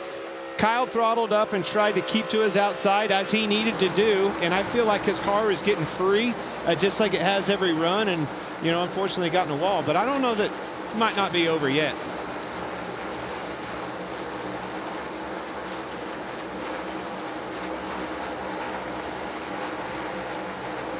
Well, if that holds up, and even if there's another one, it will continue our trend of final pass for the lead happening within the last 10 laps.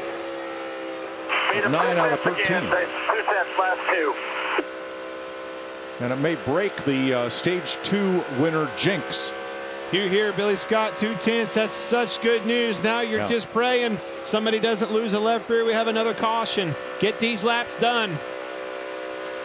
So all Michael Jordan did when he was wearing these colors and these shoes in the 87-88 season, he was an NBA All-Star. He was the All-Star Game MVP. He won the Slam Dunk Contest. He was the steal champion, the scoring champion, the Defensive Player of the Year, and the most valuable player of the season. That's it, huh? That's all. That's it. And such a cool guy.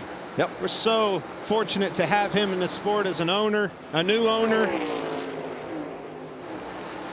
Knocking on the door of their first win with his 45. 3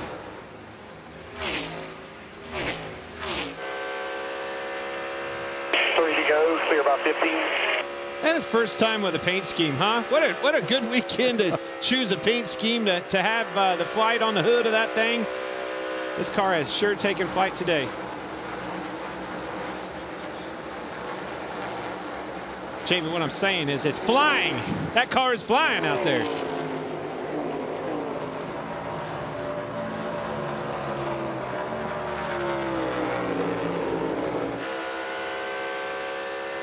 To go, still 15. Yeah, driving away every lap, man. Several lap cars ahead, but they are, the first 2 at least are single file.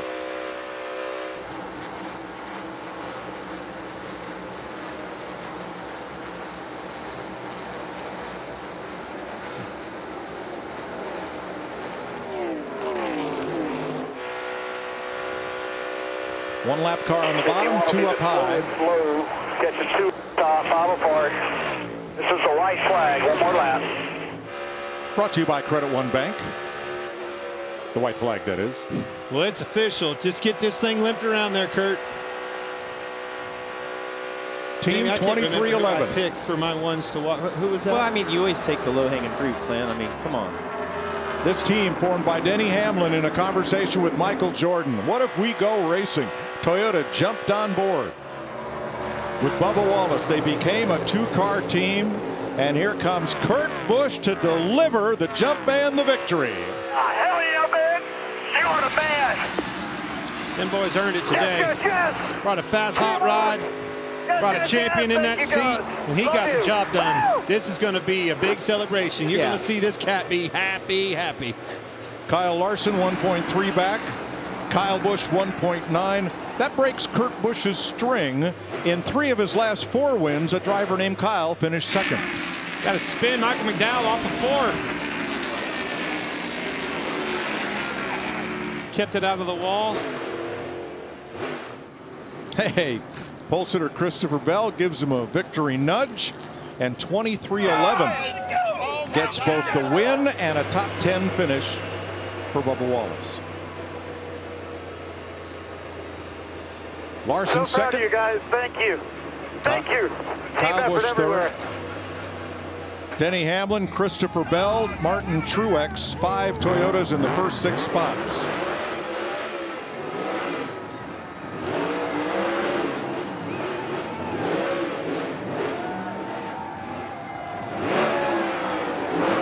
Chastain second, Stenhouse 8th, Bowman and Wallace complete the top 10. I'm going to go buy me some Jordans when I get home with that paint scheme. It's the 34th career win, 24th on the all-time list, breaking a tie with Fireball Roberts for Kurt Busch. He last won 27 starts ago in Atlanta, July of last year. He's the 11th different driver to win this season, and it is the 18th different track he's won on, and his 19th different season with a victory. He's now won with 5 different teams and 4 different manufacturers. Sure has. Doesn't matter what kind of car you put him in, what kind of situation, that boy can get the job done. No, and we talked about the ups and downs of teams this year with Logano. It's the same thing for Kurt and all of 23-11. A lot more downs, but this should get them back on track. And obviously with Toyota being as strong as they were today, next few races are going to be tough. Well, he started the weekend talking to Jamie Little about the origins of the umbrella. Maybe now, Jamie, he can give a dissertation on the origins of the checkered flag, because he's got one. Jamie. That is one thing he is familiar with. 33 tries. Kurt Busch finally gets that first victory at Kansas Speedway. And Kurt, the year you guys have had joining this team, the ups and downs, how did you guys come out and dominate the way you did to get this first victory? It's all about teamwork. I mean, I don't do this alone. And the way that Toyota has helped us, JGR, my little brother has been so important just on the family side of, hey, you got to get through these steps. Bubba's a tremendous teammate, but this is 23-11. This is our first win for the 45 car.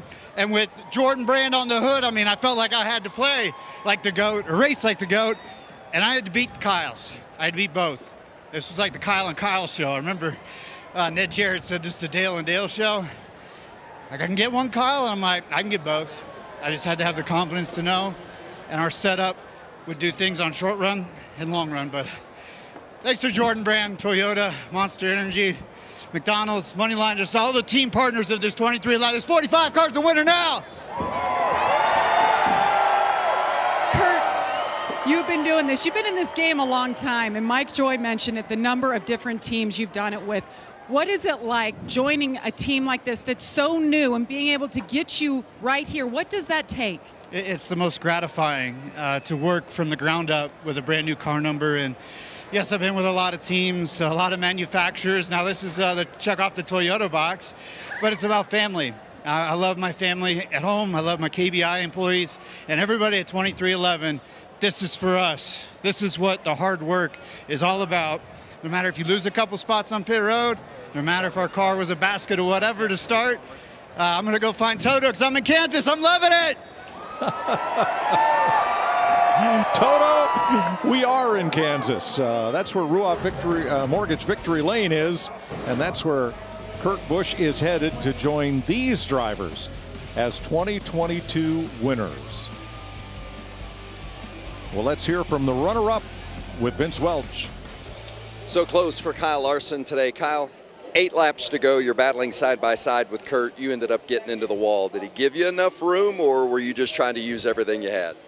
No, I mean, we were racing for the win there. So, yeah, I mean, he never got into me. So I'm trying to squeeze throttle to get position on him, and just got tight. So that was fun race with Kurt. The last half of the race, I was trying hard the whole time. I about spun out in front of him there at some point, I think, in the 3rd stage. And then we just kept fighting through it. So thanks to my team for building me a war machine. I hit the wall a lot today and just struggled. Like, people could put air on me and get me really tight, and then I hit the wall. So we'll work on that and figure it out. But you're happy with my car. The Toyotas are obviously extremely good today. I think they're all in the top 10, it looks like. So, yeah, they had the handling as well as a lot of speed, just raw speed. So it was hard to hold off Kyle, and then I knew when Kurt got by him, it was going to be really hard to hold him off. So I did my best, but came up one spot short. Well done. Jamie?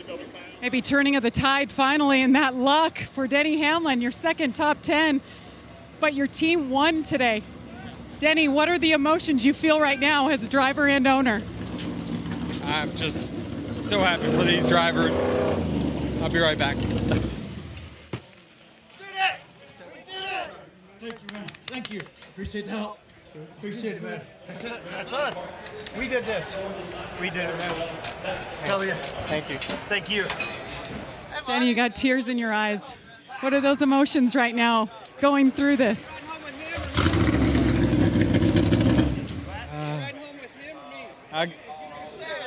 I'll take them. Party on the Denny Hamlin plane tonight?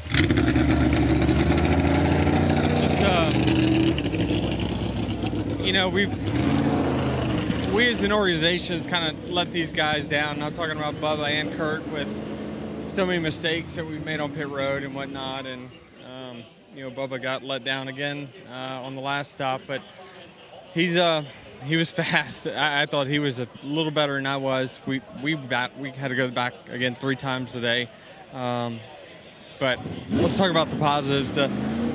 Just can't thank Kurt enough.